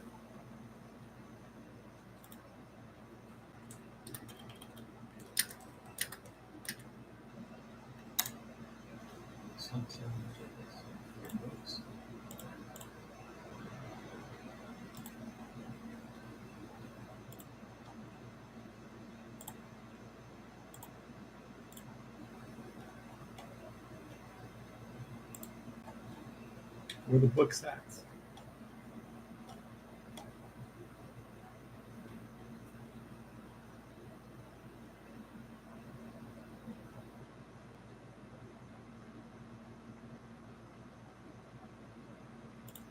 Jack Weston.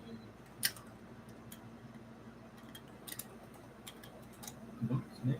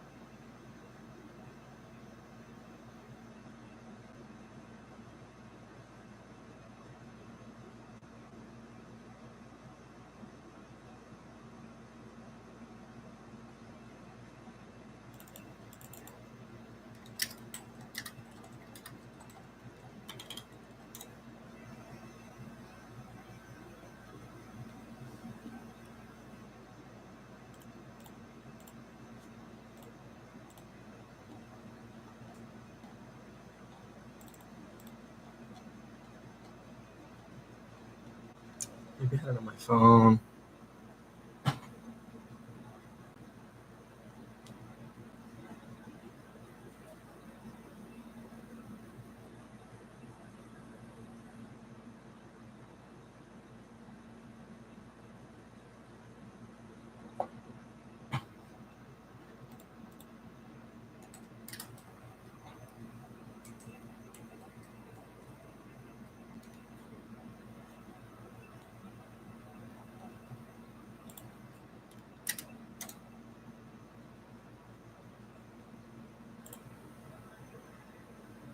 Oh, there we go. Finally.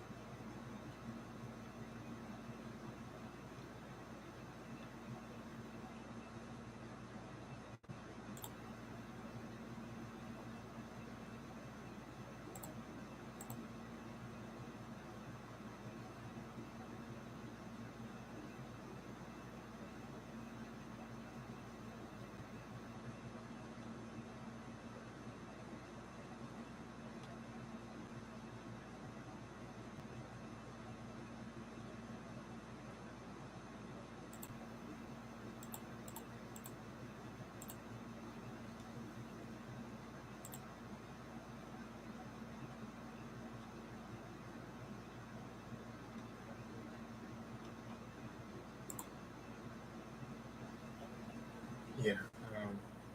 Or just alcohol protection. Okay. Yeah. Maybe this is what we might switch to. Or I just kind of just watch the videos. Maybe, read it.